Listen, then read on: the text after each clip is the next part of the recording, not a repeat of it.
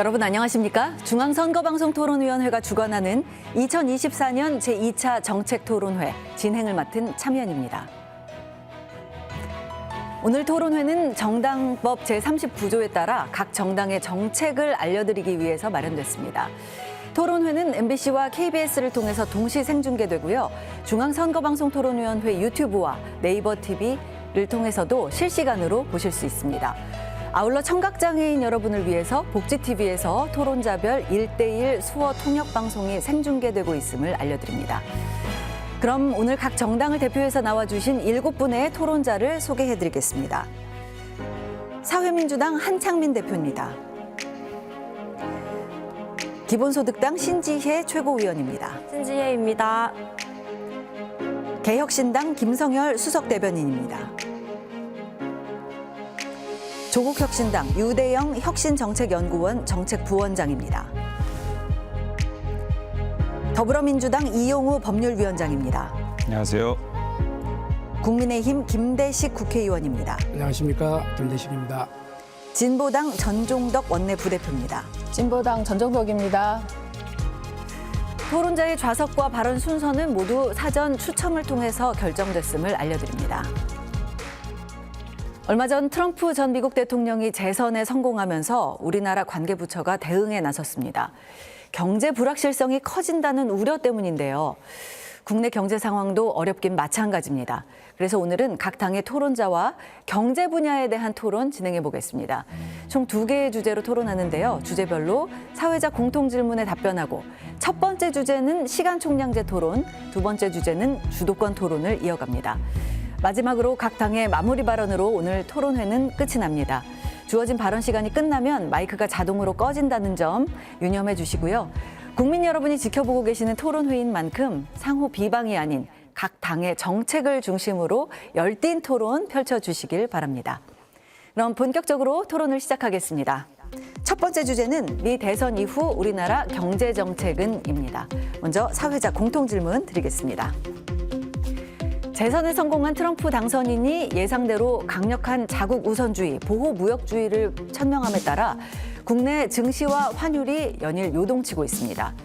보조금이나 관세, 재정정책이 공약대로 실행될 경우에 대외 의존도가 높은 우리에게는 득보다 실이 많다는 분석이 우세한 가운데 특히 강력한 대중 견제 정책도 글로벌 불확실성을 키우고 있습니다. 트럼프 2기 출범에 따른 우리의 경제 전략 어떻게 해야 할지 각 당의 입장 들어보겠습니다. 답변 시간은 1분입니다. 사회민주당 한창민 대표부터 발언해 주시죠. 네, 미 대선 이후 대한민국의 경제 정책을 살펴보면 가장 중요한 것은 우리가 과연 어떤 경제 상황에 있는가를 제대로 면밀히 검토하는 것이라고 생각합니다. 지금 대한민국의 잠재적인 경제 성장률이 2%로 낮아져 있는 상태에서 올 경제 성장률 전망이 2.2%까지 내려앉았습니다. 이는 작년에 1.4%의 기저효과까지 감안한다고 했을 때 매우 심각한 경제 위기 상황이라고 볼 수 있습니다. 그런 국면에서 윤석열 정부가 우리나라의 경제 정책을 어떻게 이끌어갈 것인가에 대해서 우리가 제대로 파악하고 대안을 마련하지 않으면 굉장한 위기 상황으로 치달을 수 있다, 이렇게 걱정이 되고 있습니다. 그러면 이 위기를 극복하기 위해서 우리가 어떤 부분을 준비해야 되느냐, 크게 3가지만 말씀드리겠습니다. 하나는 윤석열 정부의 외교, 안보, 통상 경제 정책이 먼저 발현해야 된다는 것이고, 두 번째는 금리와 환율을 제대로 관리해야 된다는 것이라고 저는 생각하고 있습니다. 네, 주어진 시간이 끝났습니다. 자, 기본소득당 신지혜 최고위원 답변해 주시죠. 트럼프 행정부 외교 기조는 윤석열 정부의 외교 기조와 상당 부분 일치한다고 할 수 있다. 지난주 외교부 장관이 한 말입니다. 그런데 비슷한 시기에 한국갤럽이 조사한 여론조사에서 트럼프 후보 당선이 한국 경제에 부정적 영향을 끼칠 것이라고 하는 응답이 73%가 나왔습니다. 외교 기조 일치하면 국민이 이렇게 우려하겠습니까? 이번에도 국민은 아는데 정부만 모릅니다. 트럼프 당선인은 주한미국 방위비 인상뿐만 아니라 미국 제조업 회복을 위해서 한국 일자리를 가져오겠다고 노골적으로 압박합니다. 이 와중에 대한민국은 R&D 예산을 삭감해서 과학기술 분야의 국내 석박사와 주요 인재들이 미국으로 떠나고 있는 상황입니다. 국익 중심의 미국 우선주의를 표방하는 트럼프 행정부의 선의를 기대하는 것 자체가 무능력한 아마추어 정부라는 것을 인정할 뿐인데요. 오늘 정부의 경제 정책 대비가 얼마나 부족한지 하나하나 짚어드리겠습니다. 네. 개혁신당 김성열 수석 대변인 답해 주시죠. 트럼프 경제 정책을 두 마디로 정리하자면 감세와 관세라고 할 수 있습니다. 먼저 감세는 법인세와 소비세를 큰 폭으로 낮춰 내수 경제를 활성화시키고 여기서 발생할 대규모 재정 적자를 관세 인상으로 메꾸겠다는 것이 트럼프 정부의 생각입니다. GDP의 절반을 수출이 차지하는 우리에게 있어 트럼프 리스크는 심각한 위기가 아닐 수 없습니다. 한 조사에 따르면 트럼프 리스크가 실현될 경우 약 150억 달러에서 450억 달러, 우리 돈으로 환산하면 20조에서 60조 정도 대미 수출이 감소할 것으로 예상하고 있습니다. 하지만 미중 갈등이 심화되면 우리에게 오히려 반사이익이 올 수도 있습니다. 트럼프의 미국, 우리에겐 위기이자 기회입니다. 정부의 기민하고 현명한 대응을 당부합니다. 네. 조국혁신당 유대영 정책부원장 답변 주시죠.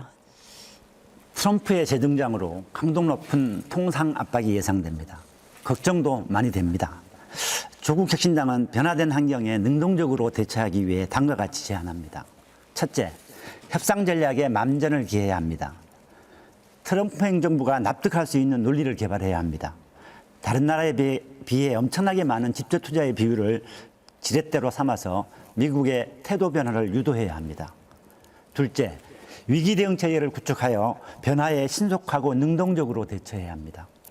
한일 무역 마찰 당시에 정부의 위기 대응 체제를 참고할 수 있을 것입니다. 셋째, 대체 시장을 확보하고 주요 산업의 공급망을 다변화해야 합니다. 이를 통해 미국과 중국에 대한 무역 의존도를 줄여나가야 합니다. 마지막으로 서민 경제의 활성화를 위한 정부의 적극적인 역할을 주문합니다. 통상 압박이 강해지고 글로벌 경제의 불확실성이 증가하는 지금 서민 경제를 살리기 위한 정책이 어느 때보다 필요할 때입니다. 네. 정부의 정책 주어진 변화를 시간이 촉구합니다. 끝났습니다. 자, 더불어민주당 이용우 법률위원장 답변 주시죠. 네, 트럼프 1기와 달리 행정부와 입법부를 장악한 트럼프 2기, 슈퍼 트럼프를 예고하고 있습니다. 이런 시기에 우리의 경제 전략은 첫 번째, 보복관세 부과에 따른 그리고 인플레이션 감축법과 칩스법의 그 개정에 따른 보조금 축소 폐지에 대한 그 협상 전략의 고도화 이런 것들이 필요합니다. 두 번째로는 인도, 동남아시아, 중남미 등 다양한 국가로 수출망과 그 공급망을 다변화하는 것들이 필요합니다. 세 번째, 트럼프의 대중국 견제가 심화될 것으로 예상되고 있습니다. 이에 대한 수출 대비책 필요하고요. 마찬가지로 반대로 그 중국의 미국 시장 공백에 대비한 그 하나의 기회를 또 포착해야 된다 이렇게 말씀드리겠습니다. 마지막으로는 공격적인 R&D 투자로 기술 경쟁력을 높여서 트럼프 정부가 한국을 전략적 경제 파트너로 인식할 수 있도록 해야 합니다. 트럼프 2기 슈퍼 트럼프 시대를 예고하는 마당에 더불어민주당은 제1야당으로서 책임 있는 대안을 제시하고 실천하겠습니다. 네. 국민의힘 김대식 국회의원 답변 주시죠. 안녕하십니까. 국민의힘 부산 사상구 국회의원 김대식입니다. 미국 대선 이후에 우리 경제는 위기와 기회를 동시에 맞이할 가능성이 높아졌다 이렇게 생각합니다. 트럼프 대통령의 재집권의 보호무역주의 강화에 또 대미 무역 수지 압박이 초래할 수 있지만 이를 단순한 이기로만 간주해서는 안 된다 이렇게 생각을 합니다. 첫째, 미국산 에너지 수입 확대를 통해 대미 무역 수지 균형 요구에 대응할 필요가 있고, 둘째, 조선업 등 방위산업의 전략산업에서 미국과의 협력 강화는 경제적 실익을 얻을 수 있는 중요한 방안의 하나다 이렇게 보고 있습니다. 지난해 우리나라의 대미 중간재 수출 비중이 50%를 이룰 만큼 한국과 미국 경제는 상호 의존성이 굉장히 높다. 그래서 양국과 인행 관계를 강화하게 되면 충분한 이것을 해결할 수 있다. 저는 이렇게 생각을 합니다. 네. 진보당 전종덕 원내부대표 답변 주시죠. 트럼프 2기 미국 우선주의는 한국 경제에 강한 통상 압력으로 작용될 것입니다. 인플레이션 감축법, 칩스법 폐지 축소, 관세 인상은 우리 한국 기업들에게도 직접적 피해뿐만 아니라 대중 수출에도 심각한 영향을 끼칠 것입니다. 대외 정책의 전면적 기조 변화가 필요합니다. 미국 유권자들은 경제와 일자리를 중요하게 받고 트럼프를 선택했습니다. 보호무역주의 그리고 미국 우선주의는 더 확대될 것입니다. 우리 정부도 경제든 외교 안보든 철저히 국익을 중심으로 대응해야 합니다. 대미뿐만 아니라 대중, 대러 관계도 확대해야 합니다. 4차 산업혁명 시대에 우리에게 강점이 있는 첨단 기술을 집중 투자해서 산업 자립화를 주도해야 합니다. 수출 중심에서 내수 강화로 국내 투자하고 그리고 민생 일자리를 우선해야 합니다. 네, 각 당의 답변 들어봤습니다. 모두 좀 큰 변화 있을 것이라는 점에 있어서 같은 의견이었는데요. 해석과 대응책은 각각인 듯합니다. 이제 시간 총량제 토론으로 이어가겠습니다. 각 토론자에게 발언할 수 있는 6분의 총량 시간을 드립니다. 한 번 발언할 때 되도록 2분을 넘지 않도록 해주시기 바랍니다. 발언하실 분은 손을 드시면 제가 발언권을 드리겠고요. 2분 이상이 동시에 손을 든 경우는 남은 시간 등을 고려해서 발언권을 드리도록 하겠습니다. 그럼 지금부터 토론 시작하겠습니다. 사회민주당 한창민 대표부터 발언 시작하시죠. 지금 우리나라 경제 상황에서 그리고 특히 트럼프 2기를 맞이한 상황에서 가장 중요한 것은 환율 문제라고 생각을 합니다. 환율을 관리하지 못하면은 무역 의존도가 높은 우리나라 경제 상황에서는 매우 심각한 위기에 봉착할 수 있기 때문인데요. 이런 위기 상황에서 지금 우리의 이제 환율이 1,400원대까지 올라가고 이 심리적인 방어선까지 무너진 상황입니다. 윤석열 정부는 아무런 대책도 없고 이에 관해서 좀 장밋빛 전망을 이야기하면서 충분하게 관리할 수 있다 이렇게 이야기하고 있는데 1,400원이 누르로멀이라는 최상목 경제부총리의 이야기를 들으면 정말 깜짝 놀라게 됩니다. 그래서 그런 발언들이 오히려 지금 환율의 위기를 더 부추긴다는 전문가들의 의견도 많습니다. 지난주에는 노무라 증권 리포트에서는 대한민국이 1,500원대까지 올라갈 수 있다는 그 경고음까지 나와 있는 상황인데요. 이에 대한 대응책이 매우 중요하다고 생각합니다. 이에 관련해서 달러 강세 및 환율 유동성에 대한 위기에 대해서 우리 김대식 의원께서는 현 정부가 환율 관리 능력이 있는지 한번 묻고 싶습니다. 아주 좋은 지적이라고 생각을 합니다. 트럼프식 고관세, 이게 감세, 이민 정책 영향과 그에 따른 효과는 우리 정부에서도 충분히 지금 세우고 있다고 말씀을 드리고요. 심리적 마지노선, 아까 말씀하셨지만은 1,400원대입니다. 이게 환율은 1997년에 우리가 외환위기가 있었죠. 그리고 2008년에 글로벌 금융위기가 있었지 않습니까? 2022년에 또 미국발 고금리 충격 이후에 네 번째 이게 환율에 이런 변화가 있다 이렇게 생각합니다. 그래서 트럼프식 관세 리스크에 대응하기 위해서는 수출기업 가격 경쟁력 유지가 좀 급선무다 이렇게 보고요. 자금 조달 문턱에 낮추어서 생산 비용 이것을 줄일 수 있게 좀 하고 불필요한 규제로 인한 이런 비용 낭비도 좀 감축을 하고 물가 안정 기조로 추가 금리 여력이 생긴 만큼 기업의 금리 비용을 줄여주는 선제적 통화도 검토해야 될 필요가 있다. 저는 이렇게 보고 있습니다. 네, 기본소득당 신지혜 최고위원님 발언 신청하셨습니다. 말씀 주시죠. 네, 지금 이렇게 달러가 올라가고 있는 것은 트럼프 당선인이 할 거라고 모두가 예상하는 금리를 낮추고 달러 가치를 낮추겠다라는 공약 때문일 것입니다. 우리나라 입장에서는 수출을 많이 해도 이익은 줄어드는 위기가 올 텐데요. 이 위기에 대응하는 게 정부의 역할인데 트럼프 당선인이 만들 약달러 위기를 대응할 준비를 정부 스스로 걷어차고 있다라는 것이 또 심각한 문제입니다. 얼마 전 기획재정부가 2024년 세수 재추계에 따른 재정 방안을 보고했는데요. 작년 약 56조 세수 결손이 있었는데 올해는 30조 세수 결손 있을 거랍니다. 그런데 이번에도 추경은 안 하고 기금에 손을 대겠다는 건데요. 외국환 평형 기금이라고 환율이 급등락하면 달러나 원화를 사고 팔아서 환율을 안정시키는 기금이 있는데 작년에 이어 올해도 세수 부족분을 외평 기금에서 끌어쓰겠다고 합니다. 트럼프 행정부가 실제로 약달러 정책을 시행하면 외평 기금으로 약달러 위기를 막아낼 수 있어야 하는데 여태껏 감세해서 외평 기금을 끌어쓰는 바람에 지난 2년 동안 원래 있었던 외평 기금의 절반 정도만 남아있는 상황입니다. 환율 관리 잘할 수 있다 낙관할 때가 아니고요. 이게 얼마나 위기냐면요. 실제로 일본이 약달러 정책 때문에 경제가 크게 무너진 적이 있기 때문입니다. 무대포식 기업 감세, 부자 감세가 대한민국의 민생뿐만 아니라 경제와 미래까지 흔들고 있는 상황인데 자기 스스로 위기를 자초하는 무능한 정부의 명확한 책임을 물어야 할 때라고 봅니다. 네, 이번에는 전종덕 진보당 원내부대표 발언 주시죠. 미국에서 기침만 해도 한국은 독감에 걸린다는 말처럼 트럼프가 당선되자마자 한국 경제가 출렁이고 있습니다. 주식시장은 폭락하고 환율은 1,400원대를 넘었습니다. 외국 투자자들이 빠져나가고 있는 것입니다. 트럼프 이게 핵심은 미국 우선주의입니다. 우리 기업들이 바이든 때처럼 미국 현지 투자를 강화하면서 현행을 유지하는 방식으로 대응했다가는 그것은 미봉책일 뿐만 아니라 트럼프 이기에는 통하지도 않을 것입니다. 우리도 국익 우선 주권 강화의 원칙하에 위기를 기회로 바꿔야 합니다. 경제와 외교 안보를 분리해서 생각할 것이 아니라 국익 우선 관점에서 실리 외교, 실용 외교를 펼쳐야 합니다. 예를 들어서 트럼프 당선자는 한국을 돈 버는 기계라고 하면서 주한미군 주둔비를 지금보다 9배, 100억 달러를 받아야 된다. 이렇게 얘기했습니다. 이런 부당한 요구에 대해서 당당하게 NO라고 말해야 합니다.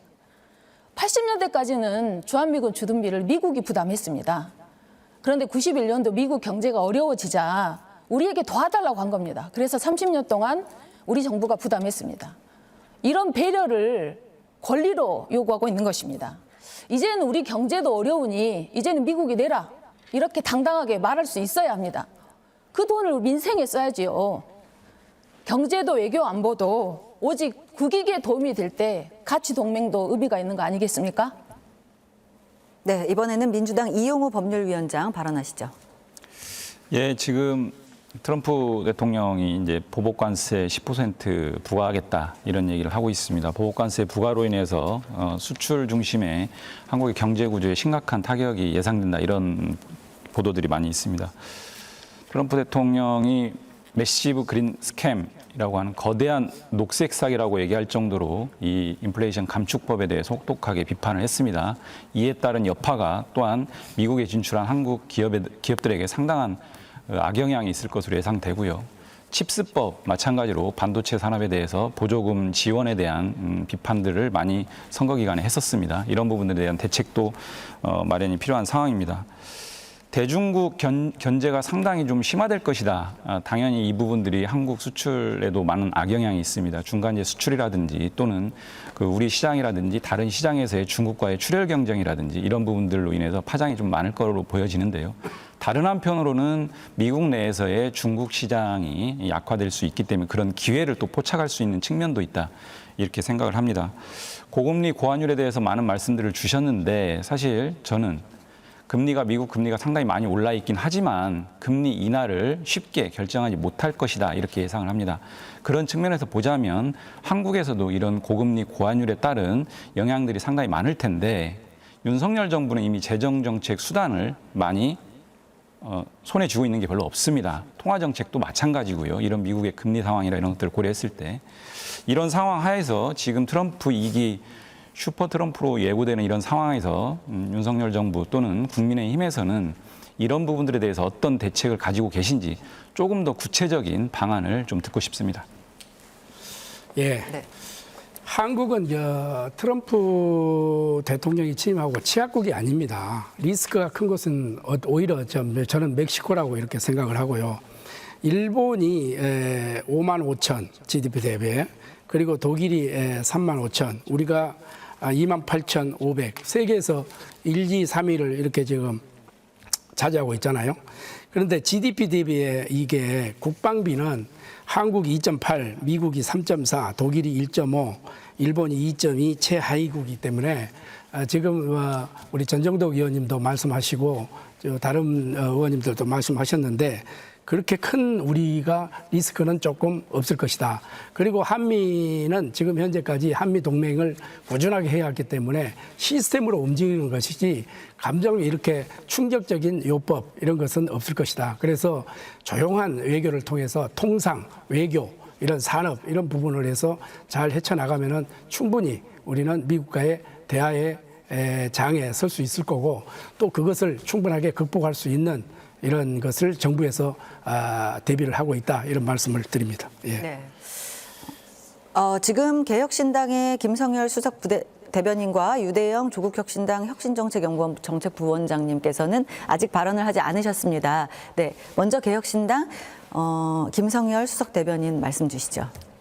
예, 아무래도 정부를 대신해서 나오신 우리 여당 김대식 의원님께 말씀을 드릴 수밖에 없을 것 같습니다. 지금 말씀 주신 내용들 종합해 보면요. 고환율, 고금리, 고물가 이 세 가지가 지금 걱정되는 상황입니다. 근데 환율 문제는 사실 우리가 쉽게 접근하기 어렵습니다. 정부가 인위적으로 환율에 개입할 경우 다른 나라들의 강한 반발이 발생을 합니다.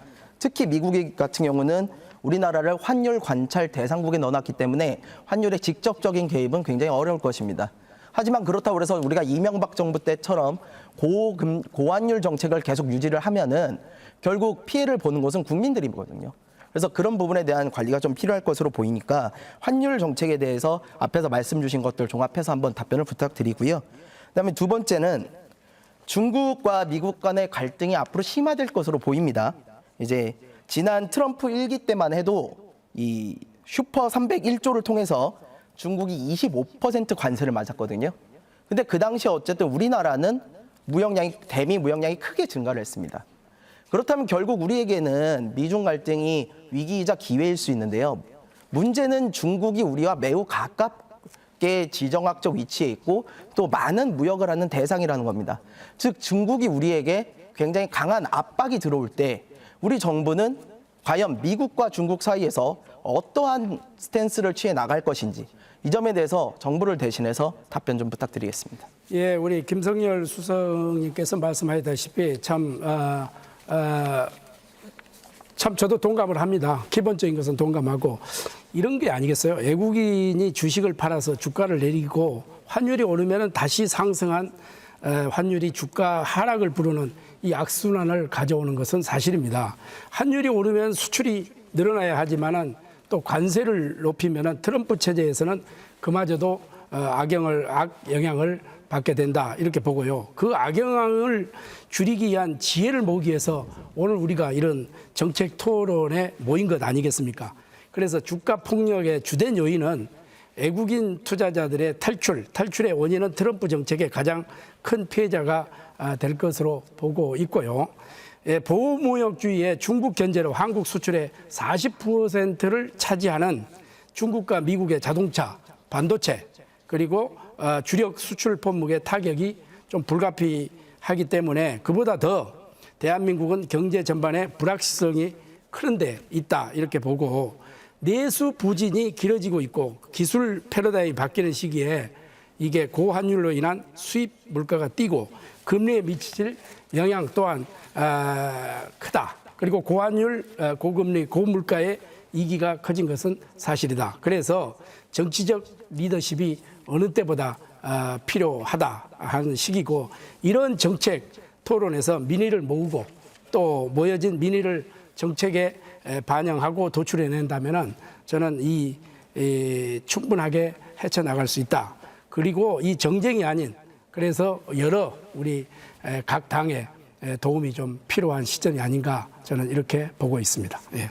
네, 조국혁신당 유대영 정책부원장님 먼저 드리고 그다음 발언 기회를 드리겠습니다. 저는 좀 다른 얘기를 하겠습니다. 트럼프가 이제 10%에서 20%의 보편 관세를 쭉 도입하겠다고 얘기를 하고 아예 인플레이션 감축법 통해 가지고 보조금을 감축하겠다고 합니다. 근데 이거를 우리가 그냥 기정적인 사실로 놔두고 거기에 대한 대비책 없이 한국 경제에 깃드는 영향만 분석할 것이 아니라 저는 적극적인 협상 전략을 마련하는 것이 중요하다고 봅니다. 2018년도에 트럼프 1기 정부 때 그 철강과 알륨에 대한 관세 부과하기 위해서 미국이 조치를 취했을 때 우리 정부는 안보와 관련된 적극적인 설득 논리를 가지고 관세 면접 조치를 받았습니다. 그리고 6개월 후에 이것이 이제 쿼터라고 이제 변하긴 했지만 지금도 마찬가지입니다. 우리는 미국을 설득할 수 있는 논리를 개발해야 됩니다. 미국이 이제 보편 관세를 10% 부과한다면 우리가 미국에 투자하고 있는 많은 투자 실적을 가지고 설득을 해야 됩니다. 우리가 지금 LG, 삼성, 이제 SK 등이 미국에 투자한 정상적으로 이게 작동이 되기만 하면 미국이 이야기하는 무역 적자 이게 거의 해소가 됩니다. 그렇다고 본다면 미국 보고 이렇게 요구해야 됩니다. IRF 감축을 할 것이 아니라 빨리 공장 짓게 하기 위해서도 보조금 유지해야 되고 이제 그렇게 되면 자동적으로 무역 적자 문제가 해소되니까 그 문제를 가지고 이제 관세를 부과하는 것 자체가 너네들한테 불리한 문제다. 이런 식의 접근감이 필요할 것으로 보여집니다. 네. 이번에는 전종덕 진보당 원내 부대표께 발언 기회 드리겠습니다. 트럼프의 보호무역 강화에 우리는 내수 강화로 대응해야 합니다. 경제가 뭡니까? 바로 민생입니다. 그런데 우리 민생이 지금 어떻습니까? 고환율, 고금리, 고물가로 올해 가구 실질소득이 7년 만에 최대 감소했습니다. 우리 국민들은 IMF보다 코로나보다 더 힘들다고 얘기하고 있습니다. 이러다가 제2의 IMF 사태가 오는 거 아니냐 이렇게 걱정하고 있습니다. 적극적인 재정 정책을 펴야 할 때입니다. 윤석열 정부도 후반기 국정과제로 양극화 타개를 얘기했습니다. 그러려면 확장 정책을 펴야 하는데요. 윤석열 정부의 부자 감세로 올해만도 30조 원의 세수가 감소했습니다. 부자 감세 정책부터 철회해야 합니다. 윤석열 정부의 부자 감세로 인해서 지방예산, 기후예산, 농업, 복지예산이 다 깎였습니다. 지방교부세는 11조 원 대폭 감소했고 5년 동안 83조 7천억 원의 세수 결손이 있을 것으로 예상됩니다. 부자 감세에 있어서는 민주당도 동참해 금투세는 시작도 해보기 전에 폐지 위기에 놓였습니다. 정부는 세수 결손을 막는다고 환율 방어에 써야 할 웨펀 기금을 끌어다 쓰겠다 하고 있습니다. 지난해도 이미 19조를 끌어다 썼습니다. 결국 1%로 부자들만 혜택을 보고 그 피해는 서민들이 감당하고 있는 것입니다. 부자 감세를 처리하고 민생을 살려야 합니다. 그리고 소득이 있는 곳에 과세를 실현해야 합니다. 네. 자, 아까 김성열 개혁신당 수석대변인께서 발언 신청하셨습니다. 예, 말씀 주세요. 예, 아무래도 미국과의 이야기를 하려면은 이제 수출 관련해서 가장 크게 차지하는 자동차와 반도체 이야기를 안 할 수가 없을 것 같습니다. 특히 반도체에 대해서 좀 말씀을 드리고 싶은데요. 지금 우리나라 삼성전자 주가가 엄청 많이 떨어져 있습니다. 이제 이 부분에 대해서 뭐 여러 가지 분석이 있습니다. 삼성 자체의 문제도 있겠죠. 하지만 중요한 것은 반도체라는 것이 미래 먹거리라는 것입니다. 그러면 우리나라가 지금 이대로 반도체 산업을 손 놓고 봐야만 하는가? 지금 미국에서 트럼프 역시도 이 자신들의 반도체 능력을 올리기 위해서 지금 리쇼어링, 나가 있는 회사들도 다시 들어오라고 그러고 공급망도 자기들이 구축하겠다고 하고 있는 거거든요. 그러면은 이 중국에서 나오는 이 반도체들을 미국이 견제할 때 우리에겐 기회일 수 있습니다. 그렇다면 우리 정부가 지금 해야 될 일은 산업에 지원을 해주는 일이라고 생각을 합니다. 얼마 전에 국민의힘에서 반도체 지원에 관한 법률을 좀 낸 것으로 알고 있습니다. 하지만 너무 미약합니다. 간접적인 인프라 지원 이런 거 가지고 해서는 지금 이 상황에서 대응을 잘 못합니다. 그래서 저희 개혁신당 같은 경우는 반도체 같은 미래 먹거리에 국가가 직접 보조금을 좀 투여를 하는 것이 전체적인 국민의 후생을 올릴 수 있는 방안이고 우리의 수출 경쟁력을 회복할 수 있다라고 생각을 하는데요. 저는 이 부분에 있어가지고 우리 국회에서 다수당을 차지하고 있는 민주당에서 이 반도체 직접 보조금에 대해서는 어떻게 생각하시는지 좀 여쭤보고 싶습니다. 이용우 의원님께 여쭤보고 싶습니다. 네. 답변 주시죠. 예, 문재인 정부 시기에 지금 용인 반도체 클러스터 조성에 적극적으로 나섰던 부분이 있고요.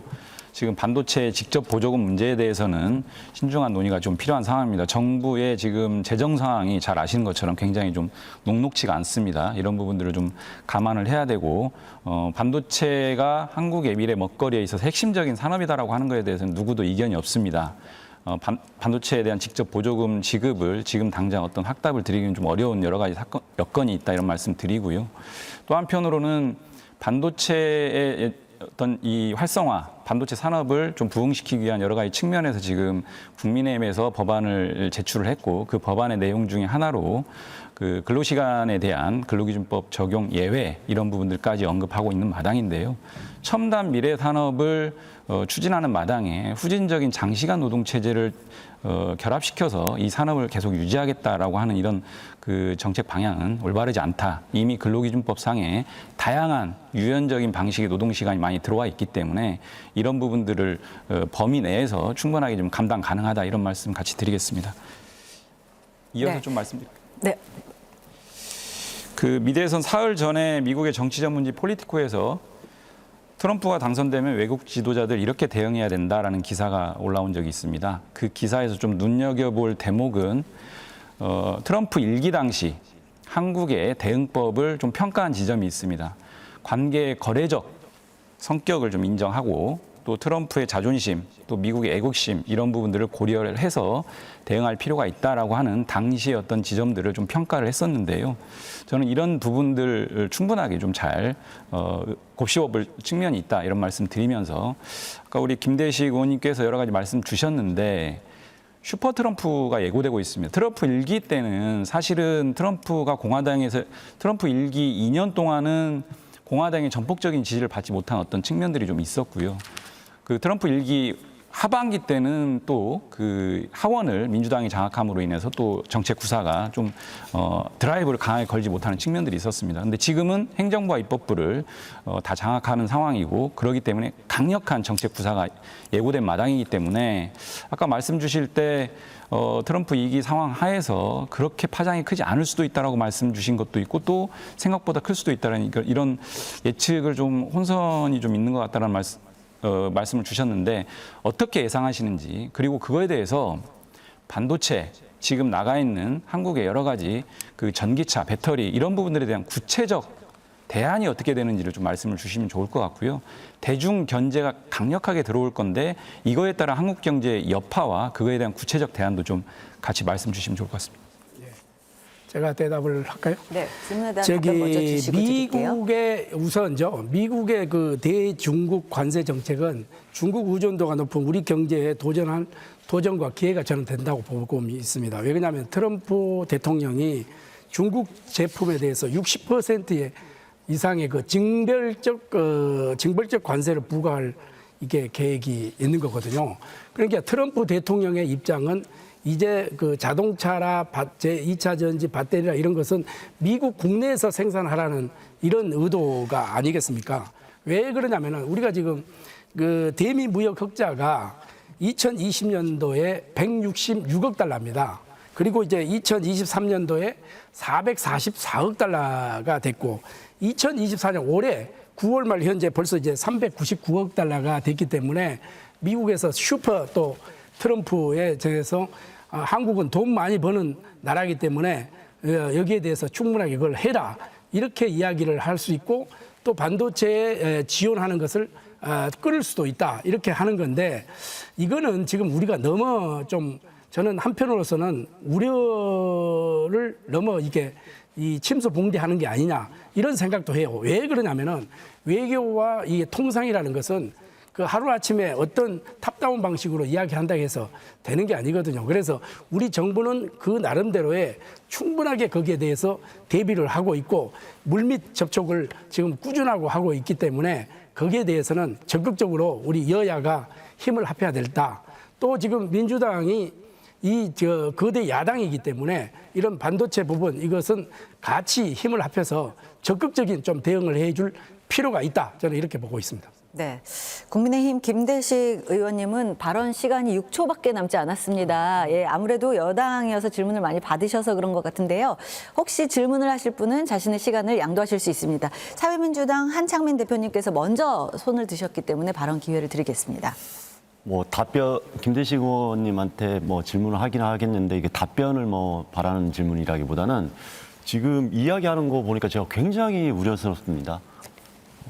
본인이 말씀하시는 내용이 지금 약간 모순된 내용이 많아요. 하나는 위기자 기회라고 이제 미중 이야기를 하는데 사실은 그렇게 보는 전문가들 거의 없는 것 같습니다.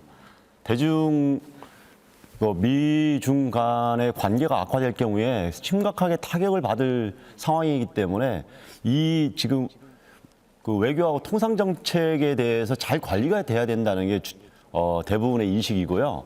이 부분에 대해서 김대식 의원님께서는 또 그래서 정치적 리더십이 필요하다, 중요하다 이런 말씀을 또 하셔요. 그러니까 도대체 이 상황을 저희가 어떻게 받아들여야 될지 좀 걱정스럽고요. 한미동맹이 강화됐기 때문에 시스템으로 운영되고 그리고 탑다운 방식으로도 이런 경제적인 상황이 굉장히 크지 않을 것 같다. 그래서 이것을 침소봉대하지 마라 하시는데 사실 그렇게 아니라는 인식으로 과연 이 글로벌 위기 상황, 특히 미국과 트럼프 위기에서 이 상황을 과연 제대로 극복해 나갈 수 있을까? 이것이 단순한 의견이 아니라 국민의힘과 윤석열 정부의 기본인식을 보여주는 거라고 생각하면은 저희가 생각하는 것보다 훨씬 더 심각한 위기가 될 수도 있겠다. 이 걱정이 들어서 말씀을 드리는 겁니다. 네. 우리 대표님한테 저한테 시간을 좀 주실 수 있나요? 그 대표님? 네, 20초 드리겠습니다. 20초. 예. 우리 사회민주당 우리 대표님 좋은 지적을 하셨는데 저는 이거를 너무 우리가 트럼프 대통령이 슈퍼 트럼프가 됐다 이래서 너무 거기에 이게 어떻게 보면은 좀 위축될 필요는 없다 이렇게 하는 겁니다. 우리가 지금 대한민국이 전 세계 탑 10의 안에 경제에 들어 있습니다. 그렇고 하기 때문에 우리를 트럼프 대통령이 어떻게 해서 함부로 그렇게 하겠어요. 그래서 우리가 이런 토론을 하는 거고 여야가 협치를 하는 겁니다. 그래서 같이 지혜를 모아가지고 이러한 위기를 극복하자는 뜻에서 제가 이야기를 하는 거지 누가 그거를 지금 대비를 안 하고 있겠습니까? 정부 여당도 마찬가지고 다 전문가들이 대비를 하고 있는 거죠. 예, 알겠습니다. 조국혁신당 유대영 정책부원장님 발언 주시죠. 김대식 의원님 그 말씀이 너무 낙관적으로 상황을 보시는 게 아닌가 좀 우려가 됩니다. 그 한미 관계에 대해서 이제 미국이 이제 관세 조치나 이제 감축법 조치가 우리가 탑 10이라고 해가지고 우리를 강요하지 못할 거다, 함부로 강요하지 못할 거다 그러는데 미국이 꼽고 있는 무역 적자의 주된 나라들 보면 전부 다 강대국입니다. 멕시코, 캐나다, 독일, 일본, 중국 이런 나라들입니다. 거기에다가 관세를 매기겠다는데 우리가 8위 정도인데 이제 적자국으로는 8위 정도가 되는데 그것 때문에 우리 경제가 규모가 크기 때문에 우리를 함부로 하지 못할 거다. 이건 너무 지나치게 낙관적인 자세입니다. 저는 최악의 상황까지 대비를 하고 그리고 다른 나라들과 다르게 우리나라가 가지고 있는 특수성을 가지고 미국을 거꾸로 설득해야 된다고 생각합니다. 예외를 인정받을 수 있는 조건들이 있고 그 논리를 만들어야 되는 게 가장 중요하다고 생각을 합니다. 그리고 그 한창민 의원님한테 하나 여쭤보겠습니다. 그 트럼프의 정책을 쭉 보면 그러니까 기후 위기, 에너지 전환 이 세계적 흐름하고 완전히 딸려가고 있습니다. 너무 황당할 정도이긴 한데 이렇게 하는 것이 미국의 정책으로서 세계적 흐름하고 완전히 동떨어져 이렇게 가는 것이 지속 가능할 것으로 보는지 하나 문제하고. 미국이 이제 이런 식으로 화석연료와 이제 에너지 전환 정책에 대한 정반대의 정책을 폈을 때 우리 정부는 어떠한 기조를 가지고 정책을 쭉 펼쳐야 되는지에 대해서 좀 말씀해 주시면 고맙겠습니다. 바로 제가 써도 되겠습니까? 답변 주시죠. 지금 유대영 정책부위원장이 말씀하신 거에 대해서 저희도 굉장히 크게 우려하고 있습니다. 사실은 바이든 행정부 관련해 가지고 저희들의 크게 도움이 되지 않은 외교 안보 정책이나 위기 상황도 있었지만 그래도 기후위기 대응 관련해서 다양한 어떤 친환경 정책의 기조는 유지가 됐기 때문에 좀 다행이었습니다. 그때 윤석열 정부는 오히려 그 상황에서도 화석연료 중심으로 다시 돌아가거나 원자력이라는 것을 친환경이라는 이름으로 잘못 빗대면서 역으로 가고 있었는데 트럼프 정부는 그 기후위기에 대한 모든 정책 기조가 다시 화석연료 중심으로 바뀌고 있기 때문에 이거는 저희의 세계적인 경제 위기하고도 맞물리는 굉장히 위험한 상황이라고 보고 있고요. 여기에서 우리는 어떻게 대응해야 되느냐.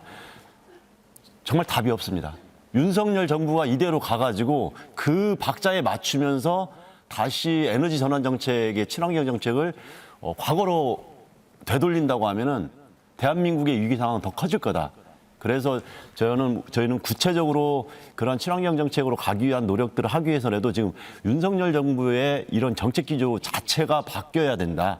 그래야지 그 안에서의 구체적인 대안이 나올 수 있다. 저는 이렇게 생각하고 있습니다. 네. 기본소득당 신지혜 최고위원께 발언 기회 드리겠습니다.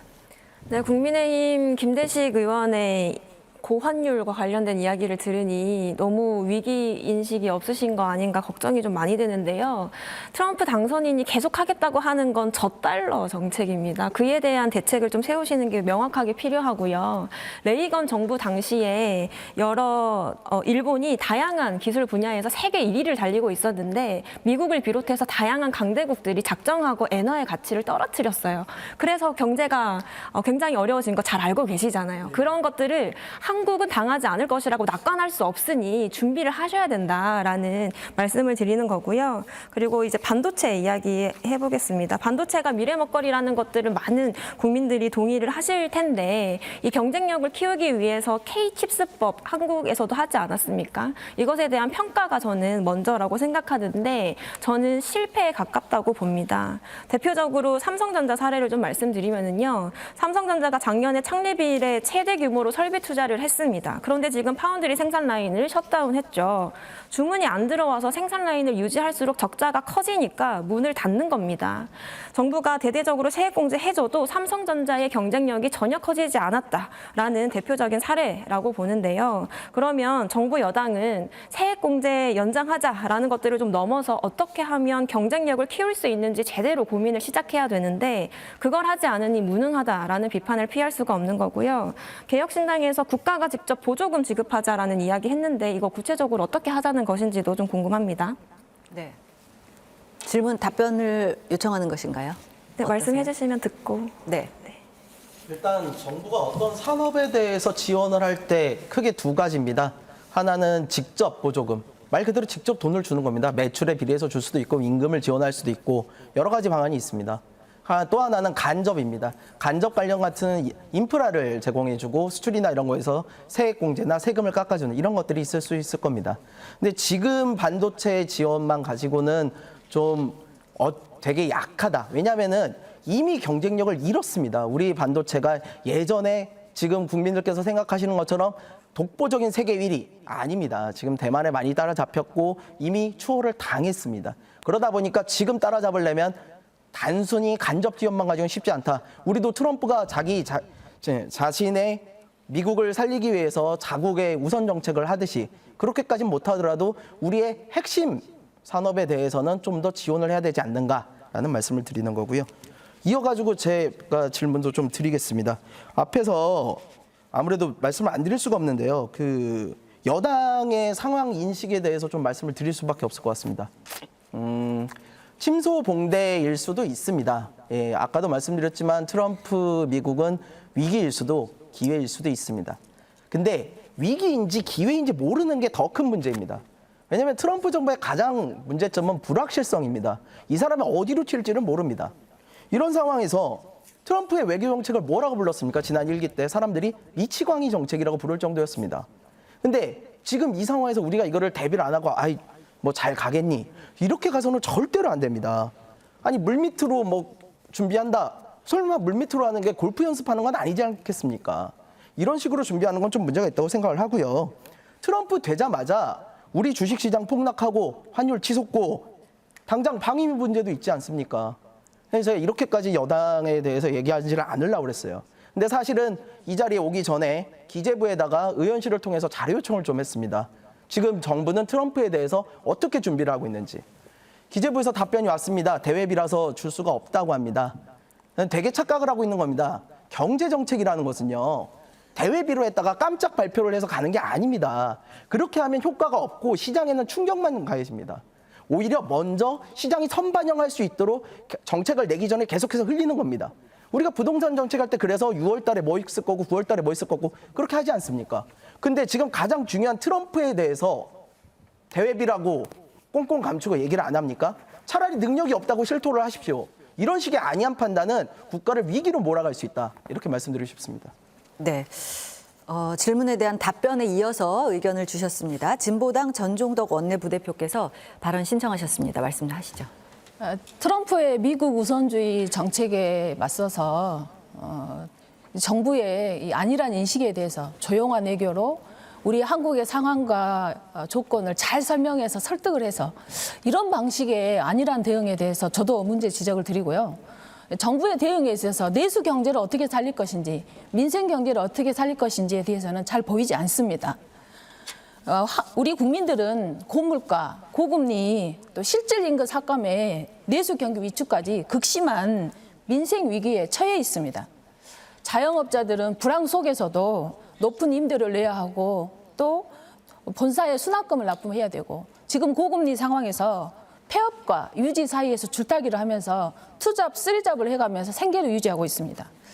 지난해 폐업을 신고한 자영업자가 100만 명에 육박합니다. 올 2분기 자영업자 대출은 1,060조입니다.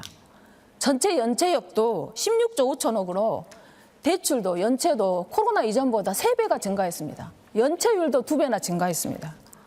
더 심각한 것은 다중채무자의 대출 잔액이 753조입니다.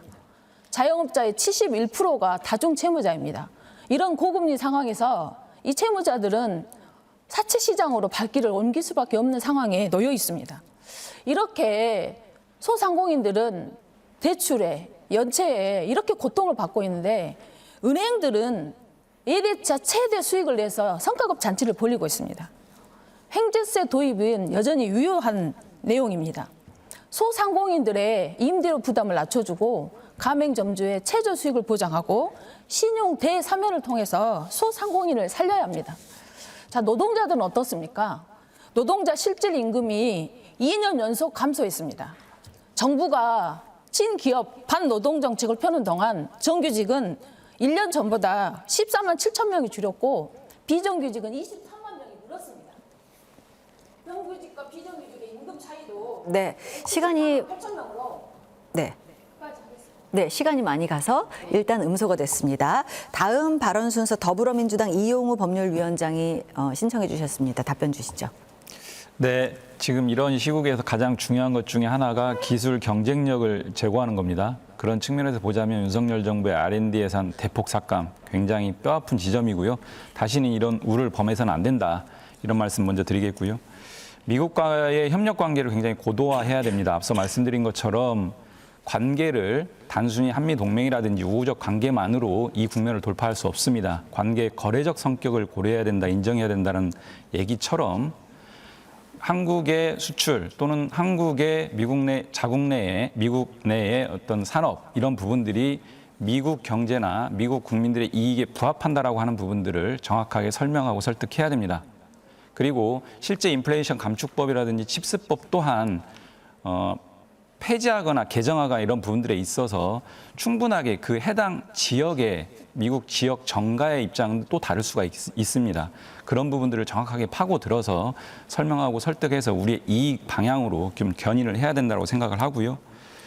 국내 주식시장 자본 이동으로 인해서 굉장히 어려움이 많이 예상됩니다. 이런 부분들 주식시장 안정화라든지 주주 보호를 위해서 코리아 밸류업 차원에서의 상법 개정 민주당이 당론을 채택했습니다.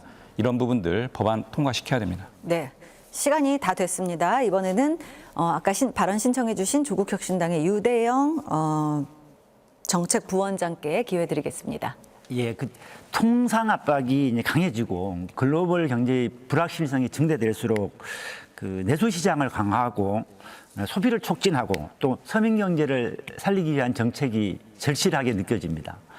그런데 그 서민 경제를 살리기 위한 이런 정책을 실행하는 두 가지 방법인데 하나는 확장 재정을 쓰는 것이고 하나는 금리를 인하하는 정책일 텐데 사실 미국의 고금리가 지속되는 한 우리가 이제 금리를 더 내리기가 좀 어렵습니다. 그렇게 돼서 금리를 더 내리게 되면 돈이 외국으로 빠져나가게 되고 주식시장에 이제 안정하게 기여하지 못하게 되는 금리 문제를 되게 이제 어렵게 생각될 거고 그리고 확장 재정을 하게 되면 세수 확충이 필요한데 그 이제 아까 또 지적하셨다시피 정부 여당에서 지속적인 감세 정책을 하면서 부자 감세를 추진하면서 세수 여력들을 좀 줄이고 있는 이런 문제들이 지적되는데 최근에는 좀 황당하다는 생각이 든 게 민주당에서 금투세 폐지를 이제 거의 공약하셨고, 또 하나는 이제 한 발 더 나가가지고 상속세의 문제도 손을 보겠다, 뭐 이런 의지를 내비친 것 같아요. 좀 당황스러운데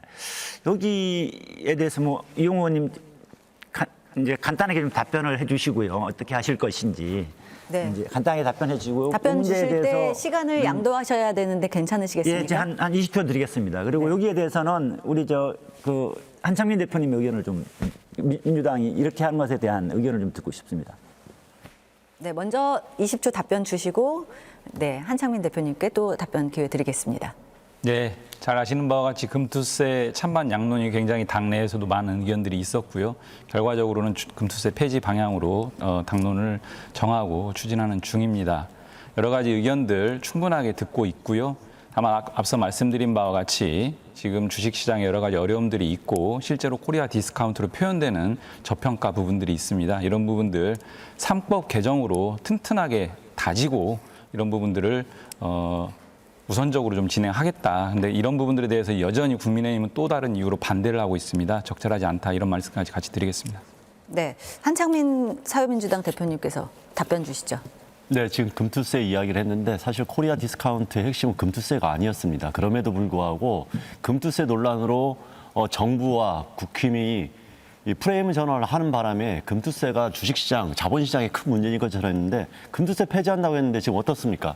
자본시장의 흔들림은 지금 기업의 문제, 그다음에 외국과의 이 지금 통상의 문제, 여기에서 우리 투자자들이 외국으로 빠져가는 다른 원인을 해소해야 됩니다.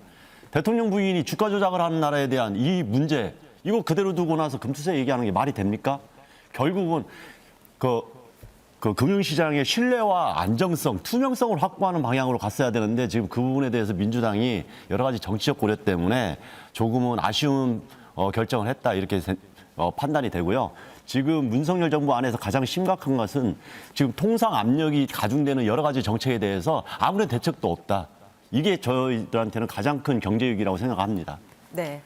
발언 시간이 3초밖에 남지 않았습니다. 자, 이번에는 기본소득당 신지혜 최고위원께 기회 드리겠습니다. 네, 개혁신당에서 답변해 주셔서 마저 이야기를 이어나가 보면은요, 반도체 산업을 키우는데 국가가 대대적으로 나서야 한다는 것에는 많이들 동의하실 겁니다. 문제는 어디에 어떻게일 텐데요. 지금 기술 패권 경쟁의 양상이 어떻게 드러나는지부터 제대로 봐야 합니다. 삼성이 만드는 반도체가 아무리 가격 경쟁력이 좋아도 미국에서 안 삽니다. 왜냐하면 조금 더 비싸더라도 자국의 반도체를 사줘야 자국의 산업이 성장할 수 있기 때문인데요. 애초에 수출에만 의존했던 전략을 바꿔서 대대적인 적극적인 투자로 국내 반도체 산업 자체를 키우는 일이 곧 경쟁력을 키우는 일일 겁니다. 그러면 어디에 키워야 될까? 이 부분도 중요한데요. 삼성전자가 경쟁력 있는 분야는 메모리 반도체 부분인데 지금 패권 경쟁은 비메모리 반도체 시장이 중심입니다. 근데 한국은 이 분야의 기술 역량이 부족해요. 그렇다면 여기에 기술 투자가 좀 필요한 부분인데 이익이 가장 중대한 기업에서 미래 이익을 위해서 기술에 중장기적인 투자를 할 수 있을까요? 저는 어렵다고 봅니다. 삼성전자가 셧다운 해버리는 것처럼 기업의 생리상 당장 눈앞에 손해를 두고 볼 수 없으니까 말입니다. 그래서 기업에 보조금 주는 형태가 효과적일 거라고 전혀 예측할 수가 없고요. 오히려 민간이 아닌 국가가 주도적으로 기술 혁신에 투자를 해야 반도체 경쟁력이 높아진다는 제안을 드립니다. 네. 아까 진보당 전종덕 원내부대표께서 아까 말씀하실 때 권고 사항이 2분 이내 발언이었는데 이게 시간이 약간 길어지면서 착오가 있어서 말씀 중간에 마이크가 음소거가 됐던 점은 양해 부탁드리고요. 이번에 말씀 주시면 됩니다. 네, 민생 경제를 살려야 합니다. 자영업자뿐만 아니라 노동자들도 실질 임금이 감소를 했고 노동자들의 임금 격차가 더 커지고 있습니다. 노동자들의 노동 기본권이 보장되고 교섭력이 강화되어야 노동자들의 일터가 바뀌고 노동자들의 삶이 좋아질 수 있습니다.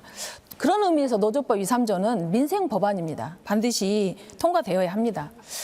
농민들은 더 절박합니다. 쌀값 하락에 생산비 폭등에 그리고 기후 재난까지 겹쳐서 정말 극심한 고통을 받고 있습니다.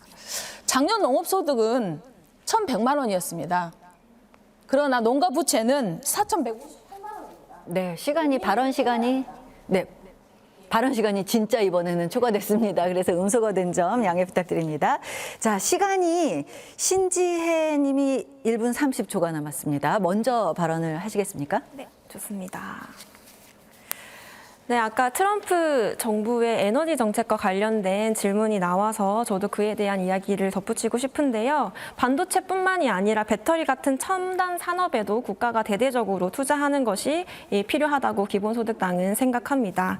지난 정부에서 재생에너지 육성을 위해서 2차 전지 분야 R&D 투자해서 2021년에는 이 분야에서 대한민국이 세계시장 점유율 1위를 기록했었습니다. 특히 태양광 패널에서는 세계 최고 고효율의 기술을 한국이 가지고 있는데요.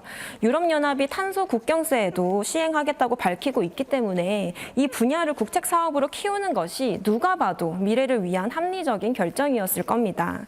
그런데도 윤석열 정부는 재생에너지 산업 투자를 확 줄이고 대용량 배터리 분야 공공 조달도 막았을 뿐만이 아니라 미국에 막대한 로열티를 지불해야 되는 핵발전만 고집하고 있는데요. 이게 국가의 미래를 위해서 핵심 산업 경쟁력을 키우는 합리적인 결정이라고 전혀 볼 수 없다고 생각합니다. 영부인이 무속인에게 어떻게 해야 되냐 묻는 것만큼 비합리적으로 산업 정책을 바라보면 안 된다라는 말씀을 드리고 싶고요. 재생에너지 안 키워서 유럽연합은 멀리하고 자국 이익을 위해 관세 매기겠다고 하는 미국에 의존하는 비합리적인 도박에 국가의 미래를 걸어선 안 된다고 생각합니다. 네. 6초를 남기시는 건가요? 보통 5초 이내로 남으면 자동 삭제되는데. 자, 그러면은 조국혁신당 유대영 정책부원장님 답변 주시죠. 예, 신지혜 최고위원님 말씀에 동감을 하는 게요. 우리 경제에서 미국하고 중국에 의존하는 무역 의존도가 너무 높습니다. 그리고 미중 패권 싸움이 더 격화되면 격화될수록 이것이 리스크가 됩니다. 이제 우리한테 필요한 거는 대체 시장을 만드는 것이고 공급망을 다변화하는 정책이 필요합니다. 이를 위해서 문재인 정부에서 추진했던 신남방 정책, 신북방 정책. 네. 마이크가 음소거 됐습니다. 자, 발언 시간이 이제는 개혁신당 김성렬 수석대변인이 12초 남았고요. 신지혜 최고위원이 6초 남았습니다. 짧게 하시겠습니까? 예, 하겠습니다. 네, 말씀 주시죠. 반도체 기술력 높이는 거 맞습니다. 그러나 국가가 직접 할 수 있는 시기는 이미 지났고 할 수도 없습니다. 기업이 안 하니까 마중물 주자는 겁니다. 국가가 지원해줘야 합니다. 네, 발언 시간 끝났습니다. 신지혜 최고위원 6초 쓰시겠습니까? 네, 국가가 직접 할 수 있고요. 그 방안에 대해서 추후 말씀드리겠습니다. 네.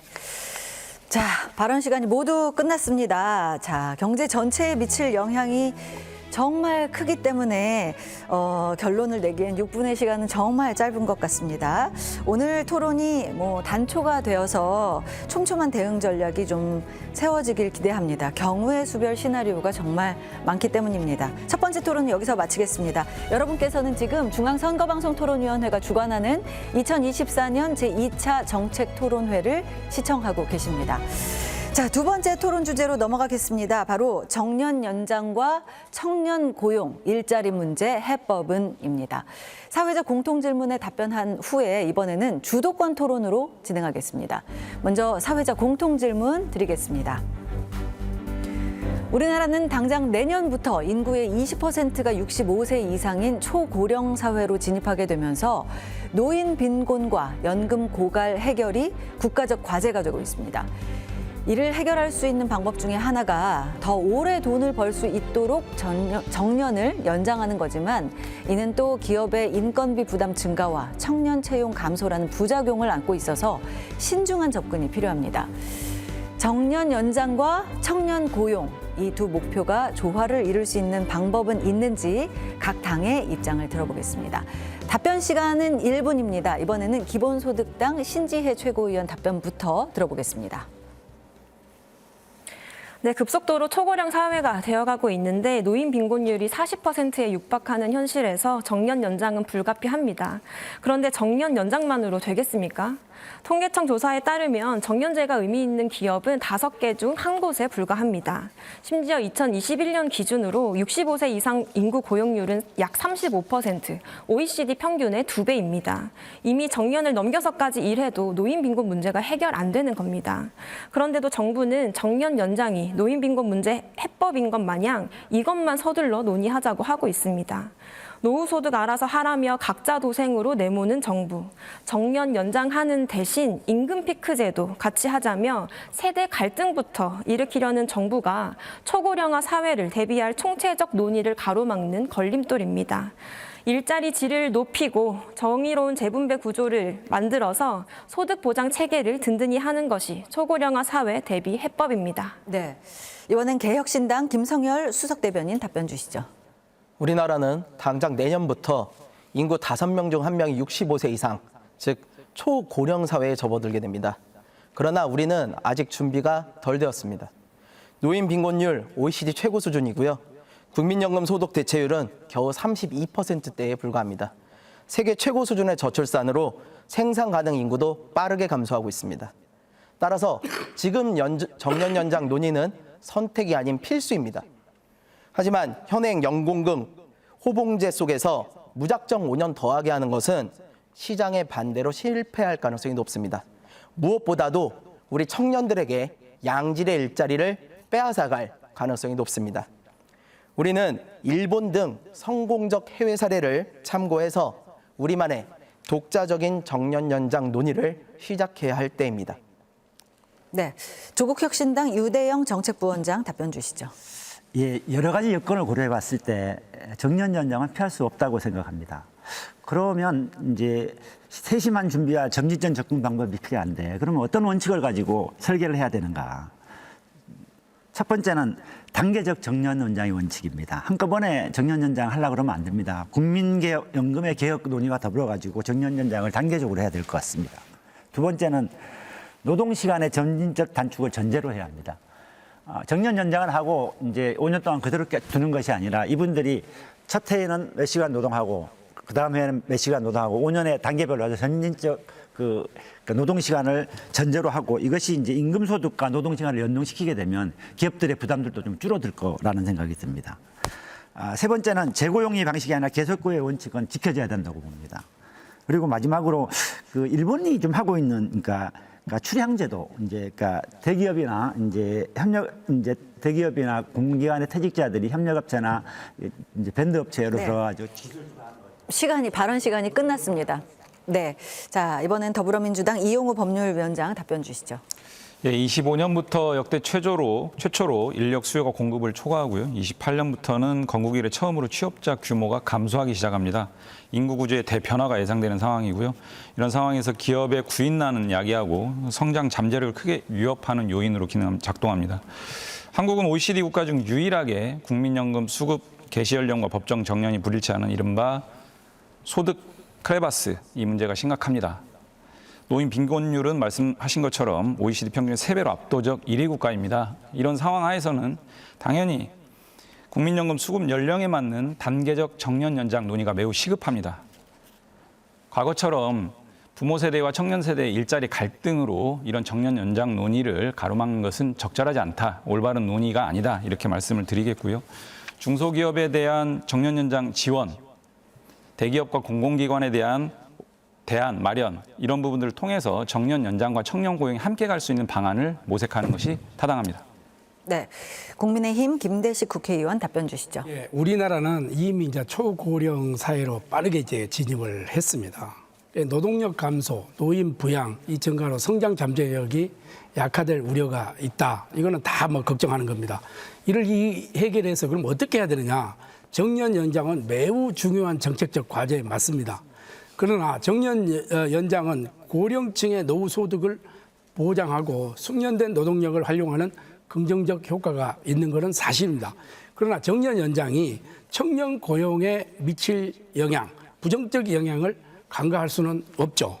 특히 대기업과 공공기관에서 정년 연장은 세대 간의 고용 갈등에 심화시킬 가능성이 있다.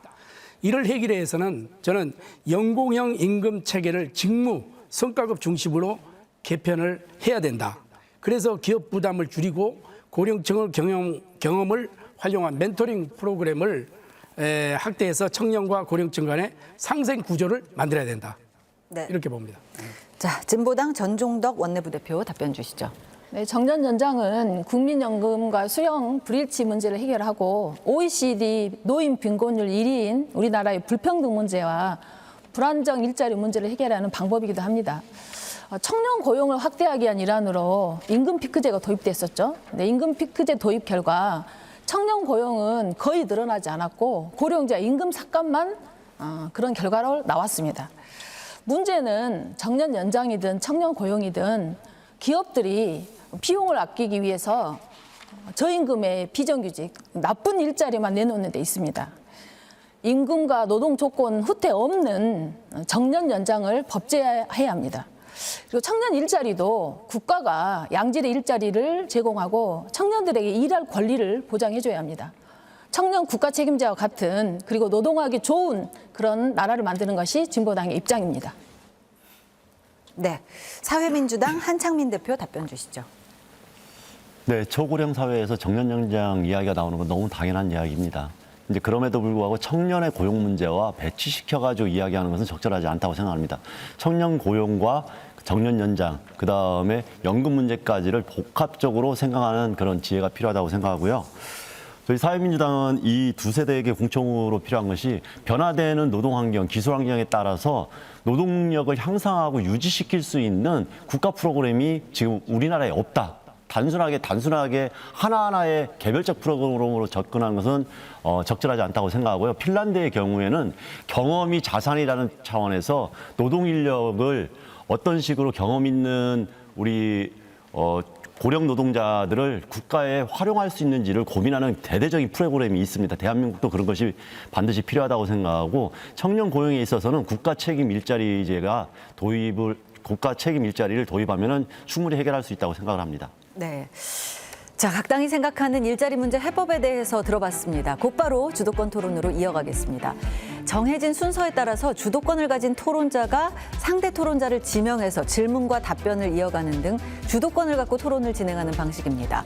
7분께 각 6분의 주도권 시간을 드리는데요. 주도권자는 마찬가지로 한 번 발언할 때 가급적 2분 이내로 해주시길 당부드리고요.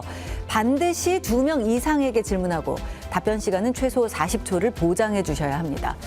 이대로 진행되지 않으면 사회자가 개입할 수 있다는 점도 알려드립니다. 그럼 지금부터 주도권 토론 시작하겠습니다. 순서에 따라 기본소득당 신지혜 최고위원 주도권 토론부터 시작하겠습니다. 네, 질문에 앞서서 먼저 짚고 넘어가야 할 부분이 있는데요. 최근 윤석열 대통령이 공천 개입 등으로 사과를 했어야 마땅한 대국민 담화에서 또 자화자찬해서 국민들 눈살을 찌푸리게 만들었습니다. 대통령실은 임기 반환점 주요 성과로 최고 고용률과 역대 최저 실업률을 꼽고 있는데요. 이 지표들을 자세히 뜯어보면 성과보다는 비극에 가깝다고 할 수 있습니다.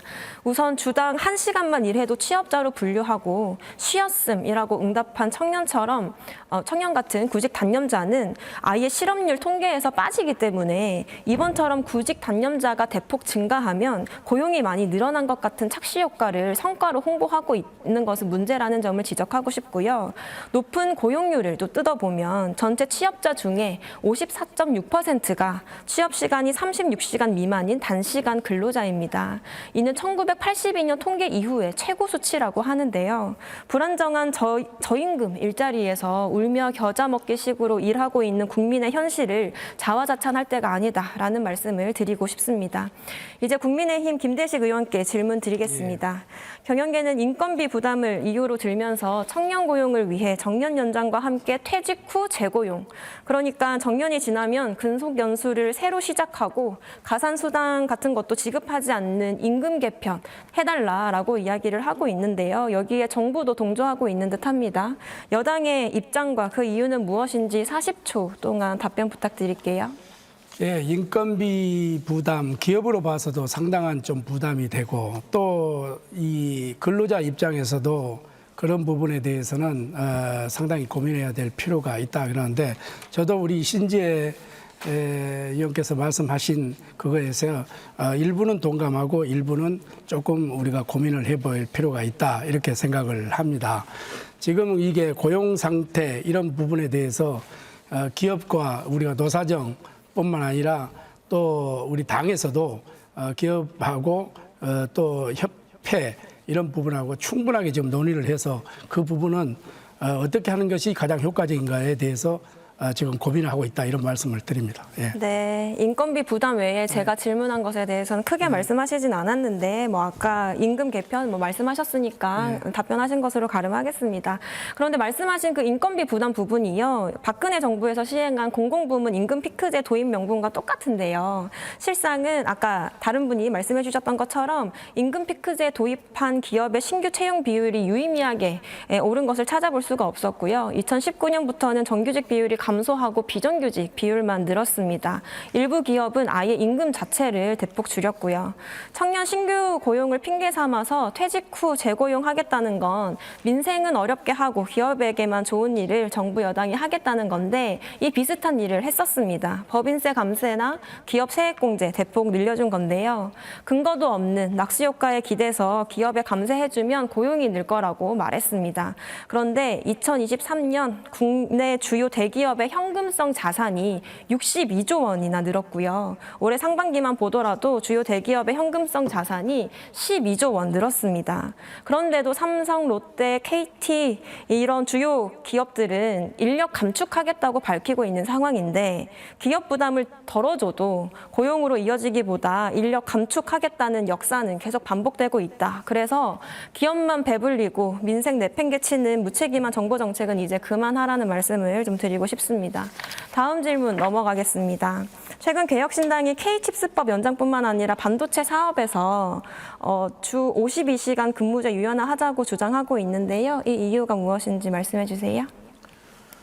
예, 주 52시간 이상 일하기 쉽지 않습니다. 그래서 주 52시간 여야가 합의해가지고 만든 법 맞습니다. 그런데 이제 산업의 특성들이 좀 있습니다.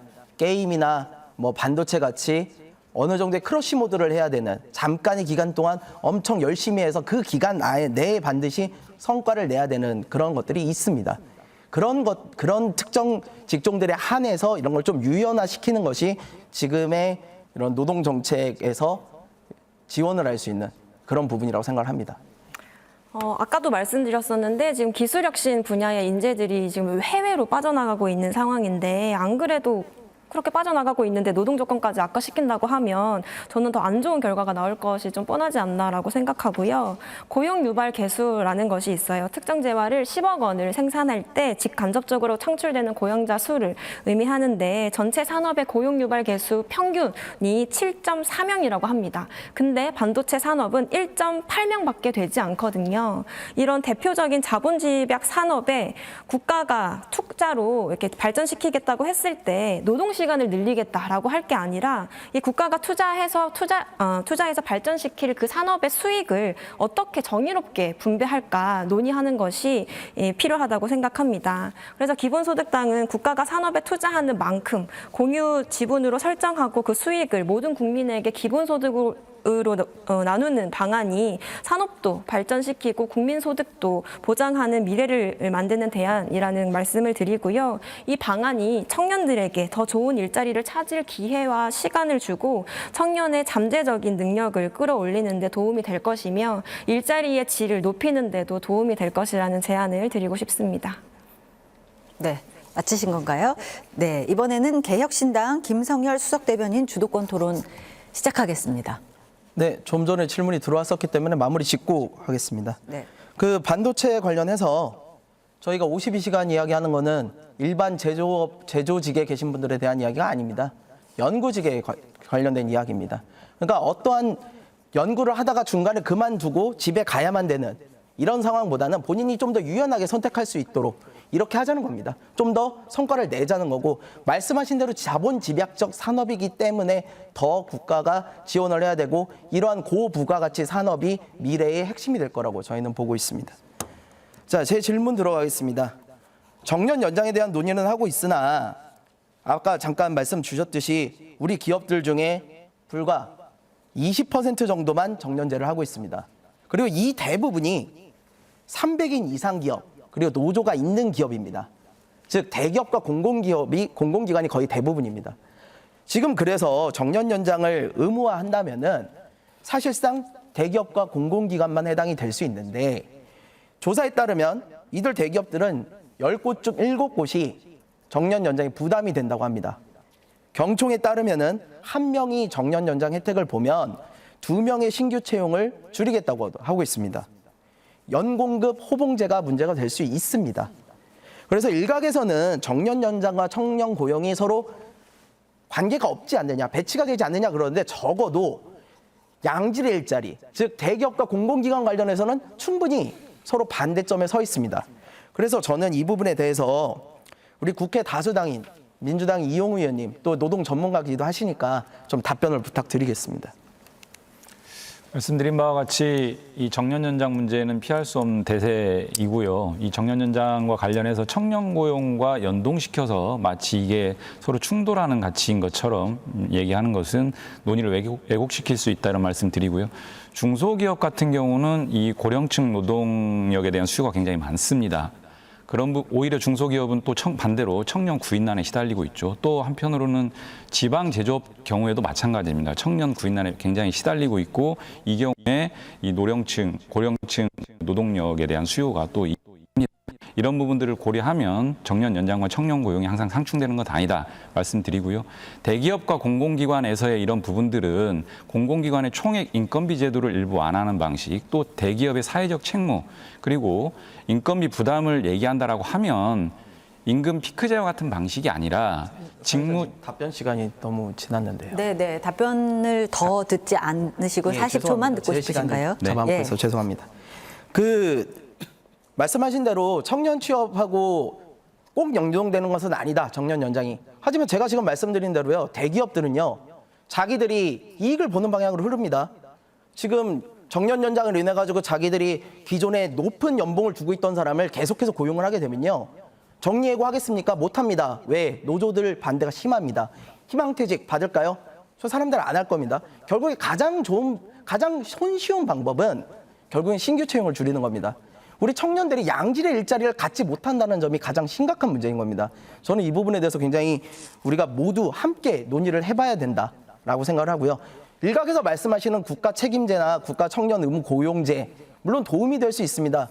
근데 공공기관 말고 일반 민간 기업에 나가는 것이 우리 사회 전체적인 경쟁력을 늘릴 수 있는 부분은 되지 않을까, 이 부분에 대해서도 좀 고민이 되고 있습니다. 두 번째 질문 드리겠습니다. 김대식 의원님께 묻겠습니다. 정년 연장은 임금 체계와 심도 있게 연결될 수밖에 없습니다. 아까 말씀 주신 대로 호봉제, 연공제 이게 있는 한 정말 쉬운 문제는 아니게 될 겁니다.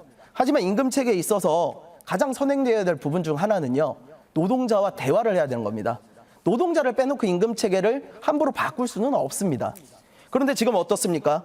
윤석열 정부의 노동 정책에는 노동자가 없습니다. 김문수 장관이요, 직전에 경사노위 위원장 하셨습니다. 경사노위가 뭐 하는 곳이냐면요, 경제계와 사회와 정부와 이런 노동계가 다 모여서 대화를 하는 곳입니다. 근데 경사노위 위원장 하실 때 대화 몇 번이나 하셨습니까? 근데 이런 분을 지금 노동부 장관으로 모셔놓으셨어요. 그럼 노동자와 대화를 할 수 있습니까? 지금 윤석열 정부에 있어서 노동자들은 그냥 카르텔 집단, 이익 집단, 그리고 밖에 나가서 대문하는 집단, 그 이상도 이하도 아니지 않습니까? 이런 상황에서 임금제 개편을 도대체 어떻게 하시겠다는 건지 저는 좀 궁금한 상황이고요. 특히 호봉제와 이런 것들을 직무급제로 바꾸는 부분에 있어서 어떠한 대안을 가지고 계신지 답변 부탁드립니다. 예, 우리 김성열 수석님께서 아주 정확한 좀 지적을 하셨고, 저도 참 고민입니다.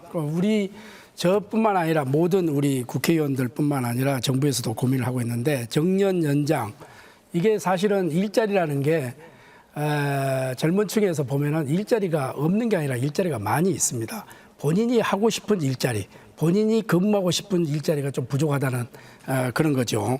그러나 임금 체계에 있어서는 정말 저도 노동자와 적극적으로 대화하고 협력을 하고 거기에서 최대의 공약수를 찾아내야 된다고 생각을 합니다. 이것은 조금 우리 노동부 장관이 좀 부족한 면이 저는 있었다고 인정합니다. 그래서 앞으로 정부에서는 더 적극적으로 이런 이 노동자와 대화를 통해서 이런 부분을 함께 고민하고 해결하는데 더욱더 저도 옆에서 노력을 하고 돕도록 그렇게 하겠습니다. 예. 네. 됐습니까? 네. 이번에는 조국혁신당 유대영 정책부원장 주도권 토론 시작하겠습니다. 예, 그 정년 연장과 관련해 가지고 계속 쟁점이 되는 문제가 임금 체계, 임금 피크제 뭐 이런 건데요. 제가 이제 모두에서 말씀드렸는데 제안을 하나 드렸던 거는, 그러니까 노동 시간의 점진적 단축을 전제로 해가지고 임금 소득과 노동 시간을 연동시켜 보자 이런 말씀이시거든요. 그래서 그러니까 60세가 되면 8시간 노동하고 62세 때 좀 줄여가지고 6시간 이렇게 이제 노동 시간을 늦추면서 이분이 퇴직 이후에 또 다른 세컨드 라이프를 설계할 수 있고 준비할 수 있는, 재취업을 준비할 수 있는 시간을 확보해 주면서 기업들로서는 그 줄어든 노동 시간만큼의 비용을 좀 이제 덜어드리자, 이런 제안을 이제 제가 좀 드렸던 건데요. 이것과 관련해 가지고 좀 한창민 대표님 어떤 생각을 갖고 계신, 제 의견에 대해서 좀 해주시고 민주당 쪽에서 의견도 좀 주시면 좋을 것 같습니다. 예. 답변 주시죠. 네, 짧게 말씀드리겠습니다. 사실 임금 피크제 이런 방식보다는 노동 시간 연동해 가지고 하는 부분이 조금 더 합리적일 수는 있습니다. 다만 그렇게 되려고 하면은 개별적인 시간당 임금이 충분히 보장이 되어야지 노동 시간이 줄면서 그러한 어떤 생활 근거를 마련할 수 있다고 생각합니다. 그러면 그런 부분은 저희들이 노동자들과 경영계가 좀 더 머리를 맞대고 하는 것은 한 가지의 대안을 고민하는 방법 중에 하나라고 생각합니다. 이용문. 예. 일률적인 임금 피크제는 적절하지 않고 대법원 판례에 따르더라도 연령 차별로 무효다라는 판결들이 있습니다.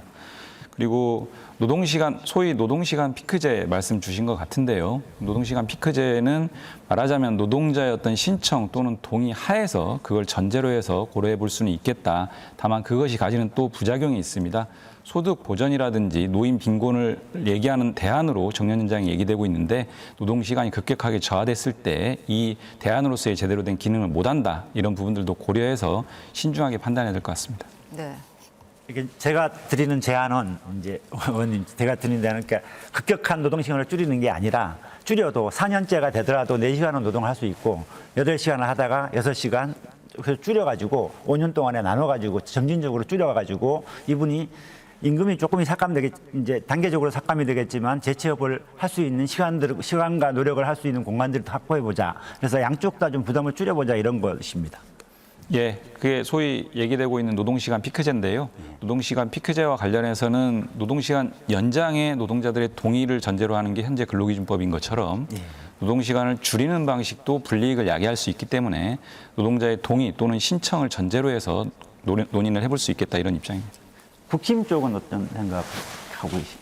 이 문제와 관련돼서 우리도 지금 저도 쭉 현장에서 있어봤고 그렇기 때문에 점진적으로 한꺼번에 하게 되면 무리가 오지 않습니까? 그래서 점진적으로 이거를 줄여 나가는 것은 저도 상당히 좀 고무적이다 이렇게 보고 있습니다. 예. 예. 그리고 청년 고용 문제와 관련돼 가지고 말씀을 드리겠습니다. 저는 이제 청년 고용의 문제를 자꾸 이 정년 문제, 어르신들의 정년 문제와 이제 연동시키는 것이 우리 모두를 위해서 바람직해 보이지는 않습니다.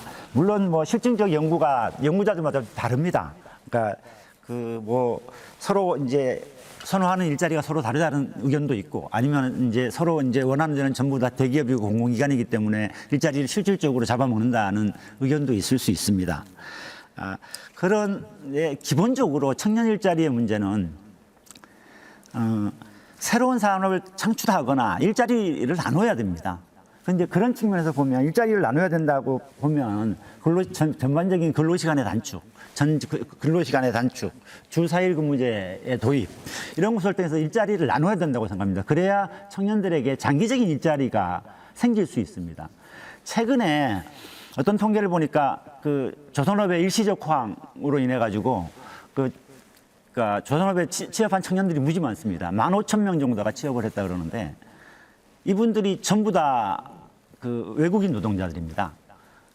그리고 근데 국내 청년들이 참 안 간 거는 이게 만약에 단일 회사에서 생산직이라고 하더라도 정규직 인사로 뽑았으면 엄청나게 사람이 몰렸을 겁니다. 또 그런 사례들도 있습니다. 그러니까 우리가 그러니까 청년 취업의 문제는 새로운 산업을 계속 일궈야 되고 또 하나는 우리가 스스로 일자리를 나눠야 된다는 생각을 기본적으로 전제하지면 안 될 것 같은데 일자리 쉐어링과 관련해 가지고 그 우리 저 기본소득당 이런 쪽에서는 어떤 생각을 하고 계시는지요?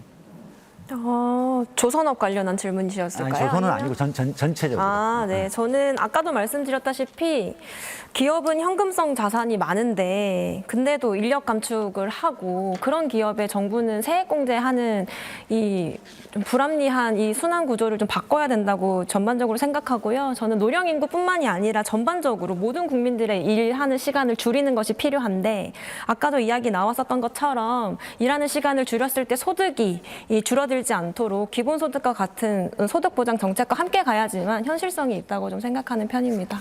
아니, 그러면 그 일하는 시간이 절반으로 줄어든도 임금은 그대로 가야 된다고 생각하시는 건가요? 그건 아니죠. 시간이 사람이 일단 기본적으로 생활할 수 있을 만큼의 충분할 수 있도록 일하는 소득과 그리고 기본소득의 가치가 네, 주어진 시간이 다 됐습니다. 자, 이번에는 더불어민주당 이용우 법률위원장 주도권 토론 시작하겠습니다. 네, 김대식 의원님께 여쭤보겠습니다.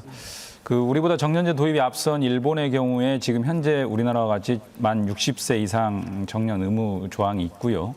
또 이와 연동해서 65세까지 고용 의무 조항, 그래서 세 가지 중에 하나를 선택하도록 하고 있습니다. 첫 번째는 65세까지 재고용을 하거나 계속 고용을 하거나 또는 정년을 연장하거나 또는 정년을 폐지하거나 이 셋 중에 하나를 선택해서 만 65세까지 고용을 유지하도록 의무화하고 있습니다. 그래서 사실상 만 65세 정년제다 이렇게 평가받고 있는데요. 그럼에도 불구하고 이 선택지를 이렇게 주다 보니까 일본의 경우에는 70%가 재고용 방식, 소위 계약직 재고용 방식으로 지금 운영이 되고 있는 상황입니다. 국민의힘의 정년 연장과 관련된 입장이 좀 불분명해 보입니다. 당내에서 이러저런 의견들이 제출되고 있긴 하지만 어떤 확정적인 의견은 없는 것 같고요. 또 발의된 법안도 정년 연장과 관련된 본격적인 법안은 발의된 게 없는 것 같습니다. 정부가 최근에 하반기 경제정책 방향 발표하면서 정년 연장 논의하겠다 이렇게 발표는 했지만 구체적인 내용은 없고요. 경사노위에서도 이 부분과 관련해서 계속고용위원회에서 지금 논의를 하고 있지만 내년 초에 일정한 결론이 나겠지만 어떤 결론이 날지 알 수는 없고 정부는 그 결론을 좀 보겠다 이런 입장인 것 같습니다. 그래서 국민의힘 또는 정부의 정년 연장과 관련된 구체적인 입장이 무엇인지 만약에 재고용이라고 하는 방식을 택한다라고 한다면 그것이 얼마만큼 실효적일지 실효성에 저는 의문을 제기하는데요. 이미 고령자 고용 촉진법상 재고용 방식, 정년 이후의 재고용 방식은 법에 들어와 있습니다. 별로 실효성이 없기 때문에 정년 연장을 논의하는 마당인데요. 정리하면 국민의힘이 가지는 정년 연장과 관련된 구체적인 방식, 입장, 그리고 재고용 방식이라고 한다면 그것이 얼마만큼 실효성이 있을지 짧게 답변 부탁드리겠습니다. 예, 아주 이용우 의원님 좋은 말씀 감사합니다. 일본은 원래 종신고용제였죠. 그러다 보니까 이제 시대적 변화 또 국제적인 변화가 있기 때문에 65세까지 고용 의무 이렇게 된 거는 오히려 일본 기업의 입장에서는 상당히 좀 유리한 편으로 이렇게 갔죠. 그러나 지금 일본은 거의 재고용 입장으로 가는 겁니다. 왜 그러냐면 기업의 이런 부담을 좀 덜어드리기 위해서 그렇게 갔고, 그래서 우리 지금 김희상 의원하고 우리 지금 격차 해소 특별위원회에서 이 정년 연장 개정안을 지금 준비하고 있는 것을 자녀 2명 이상 근로자가 정년 이후에 1년 이상을 재고용한다. 그리고 자녀 3명 이상의 경우에는 2년 이상을 재고용한다 하는 이런 네. 방침으로 우리 당의 방침이 서가 추가적으로 또 답변 듣겠습니다. 예. 일단 구체적인 국민의힘과 정부의 어떤 정년 연장 관련 입장은 아직 없는 것으로 이해가 되고요. 우리 진보당의 전종덕 의원님께 한번 여쭤보겠습니다. 저는 아까 우리 개혁신당에서 말씀도 주셨지만 정년 연장이 청년 고용과 상충된다 동의하지 않습니다. 중소기업, 지방제조업 여전히 고령층 노동이 필요하고 오히려 청년 구인난에 시달리는 상황이고요. 공공기관과 대기업 자꾸 상충 논리를 제시하시는데요. 어떤 연구 결과도 그렇게 확정적으로 도출된 연구 결과가 없습니다. 대기업이라든지 또는 재계에서 정년 연장 또는 고령층 고용을 했을 때 신규 고용 창출하지 않겠다, 못한다 이런 말씀들을 하시는 것은 매우 책임성 없는 발언이다. 저는 심지어 매우 잘못된 발언이다, 잘못된 태도다 이렇게 말씀드리고요. 사회적 책임을 다해야 되는 입장에서 이 새롭게 제기된 전 사회적인 이 저출생 초고령화 문제에 대해서 대기업도 책임감 있게, 재계도 책임감 있게 나서야 된다 이런 말씀 드리고요. 그래서 그런 차원에서 같이 해법을 모색한다라고 하면 정년 연장과 청년 고용이 함께 갈 수 있는 상생 방안 충분히 마련할 수 있다 이런 말씀 드리겠습니다. 그리고 임금 피크제 또는 임금 체계 변경, 임금 체계 변경 중에 직무급을 말씀하십니다. 이 두 개는 구분돼야 됩니다. 임금 체계에서의 직무급과 임금 피크제는 전혀 다른 내용이고요. 임금 피크제가 별로 실효성이 없었다라고 하는 것은 많은 말씀 주셨습니다. 직무급제 도입은요, 정년 연장과 연동해서 얘기할 수 있는 부분이 아닙니다. 직무급제는 전체 임금 체계를 변동시키는 굉장히 큰 사안이기 때문에 정년 연장과 논리 필연적으로 연관되는 문제가 아니다. 재계는 정년 연장 얘기를 통해서 차제의 직무급제라고 하는 임금체계 변경을 꾀하려고 하는 건데 그건 적절하지 않다 이런 말씀 드리고요. 현행 법상 그리고 판례상 동일한 업무를 수행하는데 연령이 늘어났다는 이유만으로 임금 피크제든 임금 삭감을 한다라고 하는 것은 연령 차별로서 금지되고 있다 이런 말씀 드리면서 우리 아까 그 조국혁신당에서 말씀 주신 것처럼 이런 부분들에 대해서는 노동시간을 일정하게 노동자의 동의하에서 신중하게 노동시간 피크제와 관련된 논의는 해볼 수 있겠다. 철저하게 노동자의 동의 신청을 전제로 해야 되겠다 이런 말씀 드리고 또 만약 직무 재배치를 한다라고 한다면 그 직무 재배치에 따른 임금 책정 이런 부분들도 논의해 볼 수 있겠다. 지금 한 분께만 질문을 드렸고 이런 말씀 드리면서요. 우리 지금 이런 부분들에 대한 그 의견을 우리 전용도 의원님한테 한번 듣겠습니다. 답변 시간을 네, 이용우 의원님의 질문에 대해서 제가 추가로 설명하지 않아도 될 정도로 전적으로 동의한다 말씀드리고요. 노동시간 피크제 관련해서는 정말 신중하게 한다면 신중하게 접근해야 되고 이 부분은 상당히 많은 토론과 논의 이런 수계 과정이 좀 필요한 문제라고 생각합니다. 한국의 노동시간은 세계적으로 장시간 노동 2위 국가입니다. 지금도 노동시간이 너무 길어서 노동자들이 노동 현장에서 과로사로 이렇게 건강 위협을 받으면서 노동을 하고 있습니다. 앞에서 언급했던 것처럼 노동 시간을 줄여서 일자리를 나누고 네, 시간이 끝나서 음소거 됐습니다. 이번엔 국민의힘 김대식 국회의원 주도권 토론 시작하겠습니다. 저도 노동 시간을 줄이면 줄일수록 우리 근로자들의 복지라든지 이런 부분에서는 상당히 좀 좋다고 생각을 합니다. 거기는 동감하고요. 다만 52시간에 묶여있기 때문에 영구직 같은 경우에는 어떤 상황에서 좀 유연성을 좀 줘야 되지 않겠나 하는 것을 제가 말씀을 드리고요. 지금 제가 민주당의 이용우 의원님하고 김성열 우리 개혁신당의 수석께 제가 질문을 하려고 하는데요. 민주당의 그 박홍배 의원하고 서영교 의원, 박정, 강훈식 의원님께서 이 정년을 현재 60세에서 65세로 상향하는 법안을 발의하셨죠. 이게 민주당의 당론입니까? 답변 드릴까요? 예, 간단하게 좀 해주시면 또 제가 또 묻고 그러겠습니다. 네. 예. 일단 민주당 40초를 보장해 주셔야 됩니다. 보장해 주는데 끊어서 제가 보장을 해드리겠습니다. 네네. 예. 그럼 한꺼번에 질문을 주시는 게 좋겠습니다. 네네, 그게 좋겠습니다. 그리고 그거 하나 하고 우리 국민의힘에서는 아까 말씀드렸지만 김희상 의원께서 법안을 발의했고 격차 해소 특별위원 차원에서 이 정년 연장 개정안을 내년 초에 좀 이제 정식적으로 발의할 예정입니다. 정년 연장에 대해서 민주당과 국민의힘의 정책의 목표는 저는 같다고 생각을 해요. 그 타협이 좀 쉽지 않을 것 같아서 제가 좀 고민을 하고 있는데 우리 국민의힘은 지난 2013년에 정년을 55세에서 60세로 연장하고 2016년에 그 법이 시행되고 난 후에 연구 결과를 좀 살펴보니까 정년 연장으로 인해서 청년 고용이 약 16%가량이 줄었다는 이제 이런 연구 결과가 나왔어요. 어떻게 생각하시는지 모르겠는데 단순하게 이게 정년만 늘려서는 좀 곤란하다는 입장, 요거고 그래서 또 기업들이 지급 능력을 고려해서 임금 체계 개편과 고용의 유연성을 확보해 줘야 된다. 그런 방안을 함께 논의하자는 게 우리 국민의힘의 당론이다. 이렇게 말씀을 드리고 우리 쪽 청년들이 일찍 사회에서 자리 잡지 못하고 또 혼인이라든지 이게 또 늦고 그래서 출산도 지금 늦어서 사회적 문제인데 민주당은 당론을 바꿀 여지가 없는 건지 아까 그거까지 같이 해서 한번 답변을 한번 해주시죠. 예, 지금 발의된 법안은 당론으로 채택된 바는 아닙니다. 그렇게 먼저 말씀드리고요. 정년 연장으로 인해서 청년 고용이 감소됐다라고 하는 어떤 그 결과를 말씀 주셨는데요. 그런 확립된 어떤 연구 결과는 전혀 없다라고 하는 것을 다시 한번 말씀드리고요.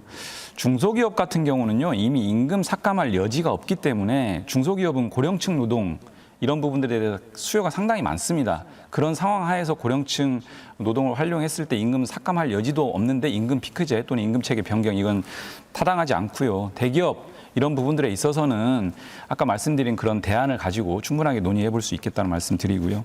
청년 고용이 문제되는 것은 저는 이미 청년층 노동력이 급감하고 있는 상황이고 이런 상황 하에서 답변 시간이 좀 양의 문제가 아니라 질의 문제로 접근해야 될 시점도 왔다. 예. 그런 측면에서 청년 고용의 종합적 대책이 예. 필요하다 이런 말씀 드립니다. 그래서 지금 민주당이 주말마다 지금 장애 집회를 하고 있는데 이제 또 국회에서 이런 문제를 같이 좀 심도 있게 좀 의논을 좀 했으면 좋겠다 이런 말씀을 드립니다. 자, 우리 개혁신당 우리 김성열 수석께 묻겠습니다. 정년 연장이 세대 간의 갈등이 될까봐 좀 개인적으로 솔직히 걱정입니다. 이 정치란 서로 생각이 다른 사람들끼리 모여서 최대 공약수를 찾는 것 아니겠습니까? 그리고 그 해법이 이 정책에 되는 것인데 오히려 정책으로 인해서 갈등이 생길 때마다 참 안타까운 일이다 이렇게 생각합니다. 기본적으로 새로운 일자리가 생겨서 그 일자리로 인해서 수요가 늘어남으로 인해서 더 많은 공급이 창출된다고 하면은 다른 일자리가 생기는 경제적 승수 효과에 대해서 동의하시죠? 네, 동의합니다. 예. 그렇다면 개혁신당은 임금 체계 개편과 고용 유연성 확보를 전제로 정년 연장에 대해서 우리의 국민의 힘과 당론이 비슷하다 이렇게 생각을 하는데 어떻습니까? 그렇지는 않습니다. 당론 자체가 비슷하다고 보기는 어렵습니다. 저희는 일단은 조금 더 청년을 생각해달라라는 말씀을 드리는 겁니다. 지금 이용우 의원님께서 계속해서 말씀을 주셨는데 노동의 질 매우 중요합니다. 예, 저도 그 얘기를 하고 있는 겁니다. 청년들은 왜 중소기업 가야 됩니까? 청년들도 대기업 갈 수 있습니다. 가고 싶습니다. 그러려면 일자리 쉐어링 앞에서 말씀 다 주셨는데 그거 해야만 된다는 겁니다. 지금 의무적으로 정년 연장 시키면요. 계속 돈 많이 받던 분들 계속 더 받아야 되기 때문에 대기업들은 고용 안 시킬 겁니다. 이거 강제할 수 없습니다. 책임져야죠. 책임져야 되는데 안 할 거란 말이죠. 이걸 되게 안이하게 보시면 안 됩니다. 실제로 그렇게 벌어질 거예요. 예. 자, 그래서 국회는 민의의 전당이 서로 다른 국민의 뜻을 이렇게 전하려는 국민의 대표가 모인 곳 아니겠습니까? 그래서 우리 개혁신당이 대표하는 유권자분들을 존중해서 이해하려고 노력을 하고 있습니다. 앞으로 정년 연장 이슈뿐만 아니라 다양한 사회적 의제에서 다양한 목소리를 오늘 토론처럼 이렇게 했으면 좋겠다 이런 생각을 하는데 우리 사회민주당은 어떻게 생각하십니까? 여러분. 네. 답변 시간을 40초를 보장해 주셔야 하는데 어떻게 예, 할까요? 17초밖에 없습니까? 네. 그럼 10초 짧게 말씀드리겠습니다. 17초만. 예. 저는 지금 국민의힘에서 이야기하는 그런 우려는 국가의 책임을 다할 때 개선이 될 수 있다고 생각합니다. 사회적 일자리 관련해서 특히 돌봄 사회로 전환되고 기후위기를 대응하는 사회에서의 국가적 일자리를 먼저 고민하는 게 우선이다. 그러면 청년 일자리 문제는 일부분 정년 연장과는 네, 시간이 다 됐습니다. 진보당 전종덕 원내부대표 주도권 토론 시작하겠습니다. 네, 이용호 의원님께 질문 드리겠습니다. 김문수 노동부 장관은 정년 연장을 임금 피크제와 마치 패키지처럼 도입해야 된다 이렇게 이야기를 했고요. 경산호위에서는 지금 논의가 진행 중인데 노동계에서는 법정 정년 연장을 그리고 경영계에서는 정년 후에 촉탁직 등 재고용을 이야기하고 있고 정치권에서도 단계적 인상을 이야기하고 있습니다. 앞에서도 여러 번 언급이 있었던 것처럼 박근혜 정부 때 임금 피크제를 청년 고용 확대를 위해서 도입을 했지만 354개 기관의 공공기관에서 다 도입을 했지만 청년 고용은 거의 미미했고 세대 간 갈라치기로 고령자 임금만 깎는 결과가 나왔습니다. 이 윤석열 정부가 최근에 노동부에서 전반기 성과 보고를 했는데요. 그 자리에서 정년 연장과 관련해서 직무급제 개편과 52시간 예외 조항을 포함해서 임금 피크제까지 포함해서 장시간 이것을 정년 연장의 전제 조건으로 달았습니다. 그러니까 저는 지금 직무급제 개편은 여러 아까서도 우려를 지적을 했지만 정확한 기준이나 직무급제 개편은 결국은 임금을 깎는 제도이기 때문에 이거는 기본적으로 안 된다고 보고요. 주 52시간 외의 적용과 관련해서도 지금 노동신가 특례 조항에 의거해서 지금 52시간에 12시간을 포함해서 60시간 이상 근무를 하고 있는 조건입니다. 그럼에도 불구하고 윤석열 정부가 정년 연장의 전제 조건으로 직무급제 개편과 52시간 예외 확대 그리고 임금 패키지를 추진하는 것은 임금 패키지를 추진하는 것은 정년 연장을 이유로 노동 조건을 저하하기 위한 그런 수단으로 쓰는 것이 아니냐는 저는 의혹이 있습니다. 이에 대해서 어떻게 생각하십니까? 저한테 질문이죠? 아니, 저 유영 의원님께 질문 드렸습니다. 네, 전적으로 동의하고요. 아까도 말씀드린 것처럼 정년 연장과 논리 필연적으로 연동해서 얘기해야 될 이런 의제들이 전혀 아닙니다. 정년 연장을 기화로 해서 기존의 재계의 어떤 숙제, 수건 과제들을 일가에 좀 해소해 보겠다 이런 차원에서 그 바터 형식으로 뭐 계속 요구하는 내용인 것 같고요. 저는 정년 연장 논의에서 가장 중요한 그런 지향점 중에 하나는 더 이상 고령층 노동이 주변부 노동이 아니다라고 하는 그런 인식을 전제로 해서 우리가 이런 정년 연장을 포함한 고령층 고용 촉진 방안을 논의해야 된다 이런 말씀 드리겠습니다.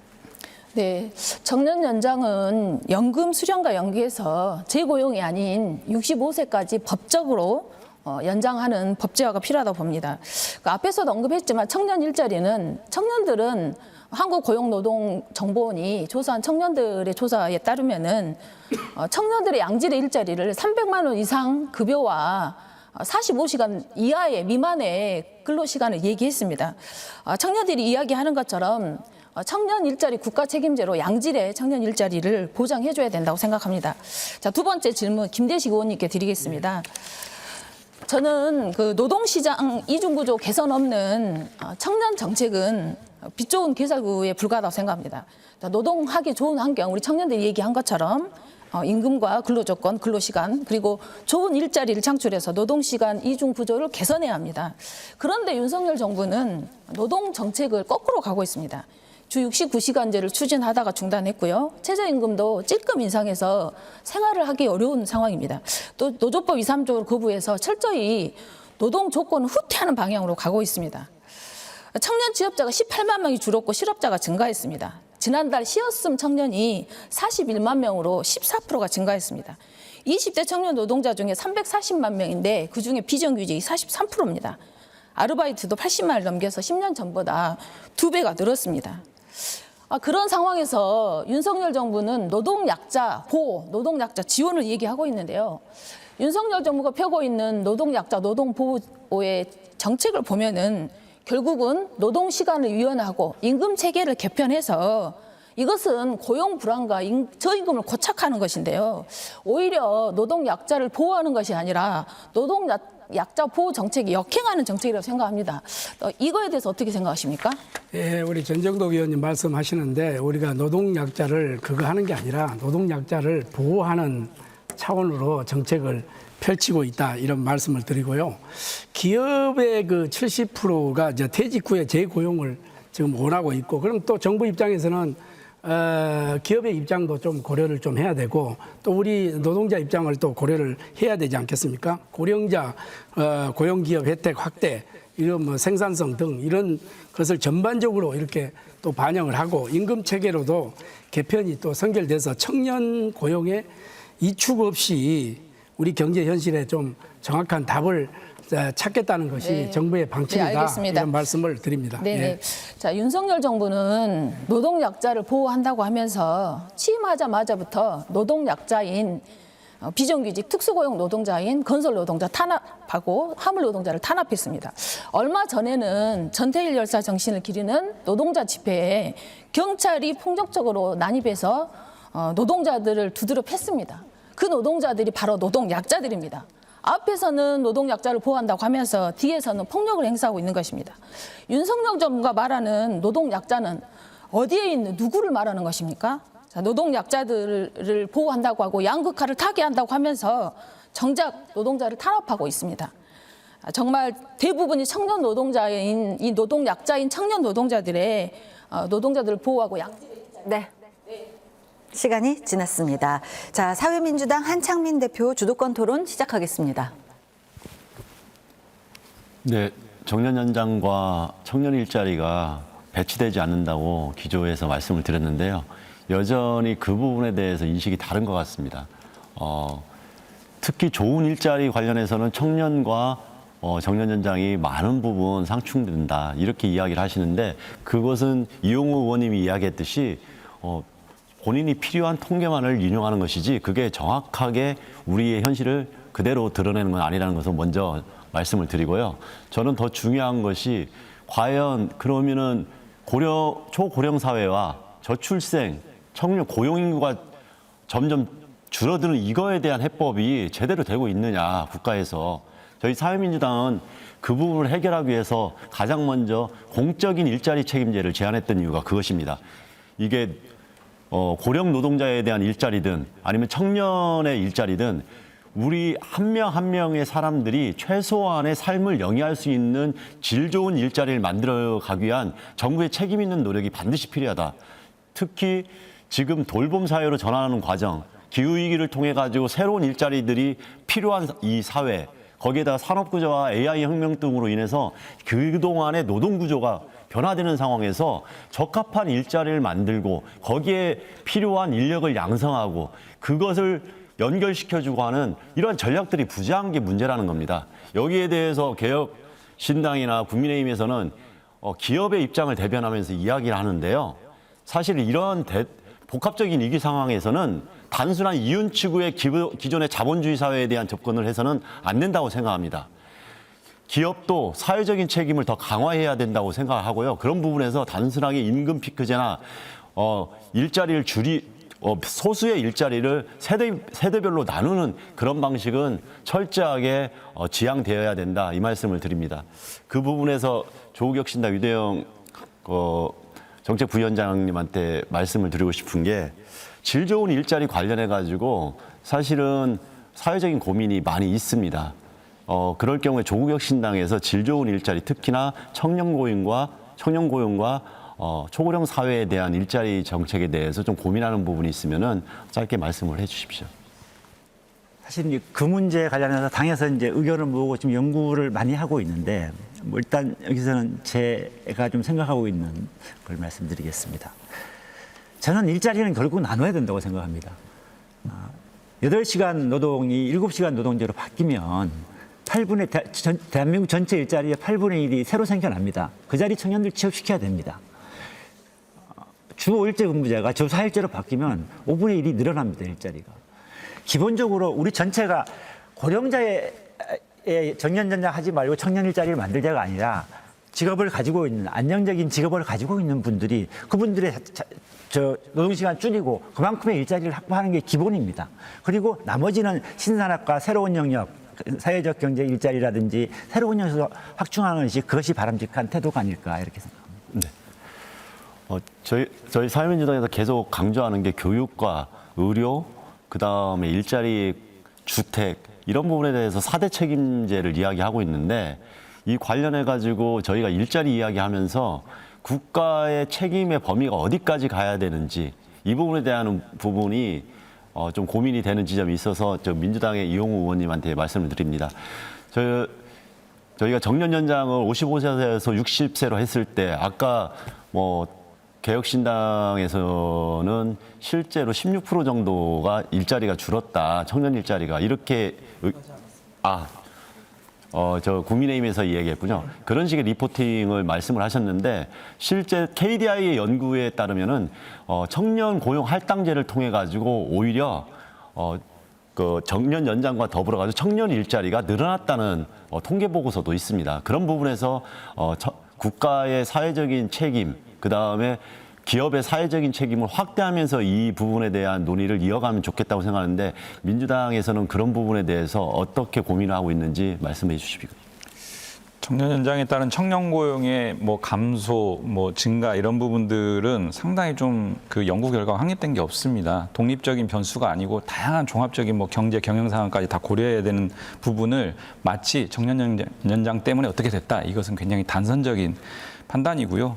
모두에 말씀드린 것처럼 청년 고용 문제가 정년 연장과 연동해서만 접근할 수 있는 문제가 아니고 지금 여러 가지 측면에서 양과 질의 측면에서 다양한 접근이 필요한 상황입니다. 특히 청년 고용이 일부에서는 구인난에 시달리고 또 일부에서는 경쟁에 시달리고 이런 부분들 때문에 이 각각의 그 상황에 맞는 해법이 좀 필요하다, 이렇게 생각을 하고 있습니다. 네, 시간이 많지 않아서 다른 한 분한테 주기가 쉽지 않은데 짧게라도 의견을 드리고 싶습니다. 이제 신지혜 기본소득당 최고위원님께서는 이제 기본소득에 대해서 많이 말씀을 하십니다. 사실은 일자리가 필요한 부분과 저희들이 이제 정년 연장까지도 고민하는 것이 기본적으로 인간다운 삶을 하기 위해는 최저 조건을 우리 사회가 만들어야 된다, 이런 부분에서 그런 이야기가 나오고 있기 때문에 기본 사회 관련해 가지고 조금 짧게라도 한 번 더 의견을 주시면 좋을 것 같습니다. 네, 인간다운 최저 생활을 유지할 수 있도록 국가의 역할이 필요한 것도 있지만 무엇보다 지금의 여러 산업들은 일자리를 많이 창출하지 못하는 산업들이 많기 때문에 이 부를 재분배하는 구조를 만드는 차원에서 기본소득이 필요하다 말씀드립니다. 네. 자, 7분의 주도권 토론도 모두 끝났습니다. 사실 40초의 발언 시간은 보장해드리겠다는 입장은 막 중간에 말을 끊으실까봐 그렇게 했던 건데 서로 잘 배려해 주셔서 감사합니다. 마지막으로 오늘 토론회에서 미처 못다한 말씀이나 좀 강조하고 싶은 점들이 있으실 텐데요. 마무리 발언 기회 드리겠습니다. 발언 시간 40초씩 드릴 수 있을 것 같습니다. 먼저 개혁신당 김성렬 수석대변인부터 시작하시죠. 잠깐만, 이게 총 마무리인가요? 네네. 예, 이 마지막. 알겠습니다. 지금 대한민국 경제는 위기입니다. 안으로는 급속한 노령화와 저출산, 밖으로는 트럼프발 통상 압박과 북한의 도발에 노출되어 있습니다. 그야말로 사면초가 내후외환입니다. 트럼프 리스크 신중하게 대응해야 합니다. 그리고 정년 연장 반드시 해야만 합니다. 다만 청년 고용 먼저 고려해야 합니다. 정치가 역할을 해야 될 시점입니다. 그러나 이 중요한 시점에 거대 양당 정쟁만 일삼고 있습니다. 외교한답시고 골프만 하는 것처럼 한심하고 쓸모없는 일입니다. 개혁신당은 정쟁이 아닌 정책을 하겠습니다. 네, 조국혁신당 유대영 정책부원장 말씀하시죠. 한국 경제는 고환율, 고금리, 고물가의 어려움을 겪고 있습니다. 이런 가운데서 유일한 탈출구가 수출이었습니다. 그중에서 대미 수출이 대한민국을 먹여 살렸다고 해도 과언이 아닙니다. 그런데 여기에 비상이 걸렸습니다. 트럼프의 등장이죠. 우리는 이와 관련해가지고 철저한 혁산 준비와 위기 대응 체계를 구축해야 됩니다. 두 번째는 중장기적으로 대체 시장을 개발하고 공급망을 다양화해야 합니다. 그리고 세 번째는 가장 중요한데 이러한 시기에 가장 급한 거는 서민 경제를 활성화시키는 겁니다. 여기에 대한 정책을 집중해야 될 때 여야 이제 양당이 부자 감세에 네, 시간이 끝났습니다. 네, 더불어민주당 이용우 법률위원장 말씀 주시죠. 예, 트럼프 위기 슈퍼 트럼프 시대를 예고하고 있습니다. 구체적인 방안으로 실효성 있는 대책을 마련해서 실천해야 될 시점인데 윤석열 정부의 대책, 국민의힘의 대책, 오늘 토론회에서 됐습니다. 정년 연장 피할 수 없는 과제, 오늘 대체적으로 이견이 없는 것 같습니다. 정년 연장과 청년 고용을 상충하는 것처럼 얘기하는 방식은 논의를 왜곡하고 올바른 해법을 도출하기 어렵게 만듭니다. 충분히 상생할 수 있는 해법 마련할 수 있다, 이렇게 말씀드리고요. 재계에서 주장하는 재고용, 사실은 정년 연장하지 않겠다는 말과 같습니다.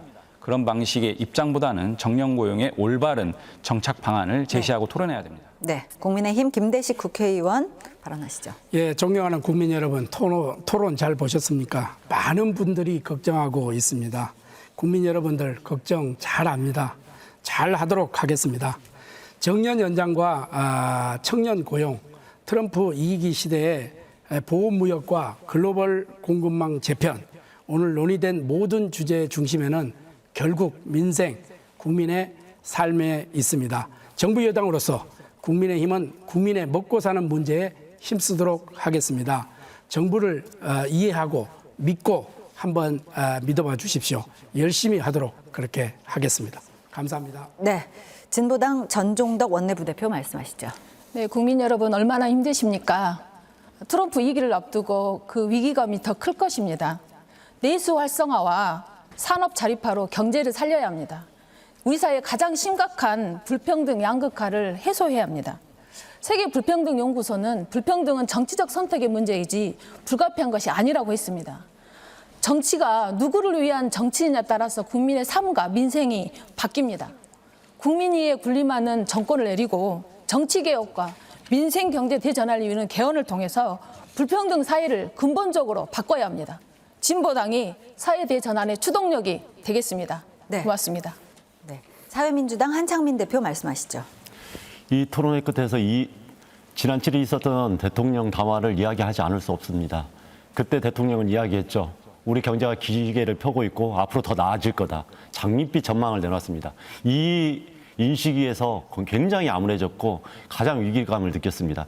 우리 청년 고용 문제와 초고령 일자리 문제, 그리고 김건희 리스크와 명태균 리스크에서 발생했던 여러 가지 국정농단에 따른 경제적인 불안감, 대외 경제적인 상황에 따라 가지고 그것을 우리가 개선하기 위한 여러 가지 노력들, 대한민국의 경제를 살리기 위해서는 이 리스크를 먼저 없애야 됩니다. 정권 퇴진이 그 방법 중에 하나라고 저는 강력하게 강조하고 싶습니다. 기본소득당 신지혜 최고위원 말씀하시죠. 윤석열 정부 실책 너무나 많습니다. 국정농단 공천 개입으로 헌법을 어겼다는 증거가 차고 넘칩니다. 이 자체로도 무자격인 대통령이 이념과 기분에 따라 외교하며 국익을 놓치고 민생마저 위협하면서 R&D 예산도 삭감해서 대한민국의 미래마저 흔들고 있습니다. 존경하는 국민 여러분, 기업에는 각종 혜택을 몰아주면서 국민은 각자 도생하라는 정부를 멈춰주십시오. 기술 경쟁 시대에 기술 발전에 과감하게 투자해서 그 수익을 국민 모두에게 나누는 새로운 정부를 국민의 손으로 만드는 길에 함께 나서 주십시오. 기본소득당이 늘 앞장서겠습니다. 감사합니다. 네, 7분의 마무리 발언까지 모두 들었습니다. 각 당의 우리나라 경제 정책에 대한 의견과 일자리 문제 해법, 시청자 여러분은 어떻게 보셨습니까? 불확실성의 시대에 대비하려면 정치권뿐만 아니라 우리 사회 모두 오늘처럼 좀 토론하는 자리가 필요할 것 같습니다. 오늘 열띤 토론 벌여주신 7분 수고 많으셨습니다. 또 함께해 주신 시청자 여러분께도 감사드립니다. 중앙선거방송토론위원회가 주관하는 올해 정책토론회는 오늘이 마지막입니다. 2025년 역시 2차례 정책토론회가 개최될 예정인데요. 내년에 있을 정책토론회도 시청자 여러분의 관심과 시청을 바라면서 2024년 제2차 정책토론회 여기서 모두 마칩니다. 여러분 고맙습니다.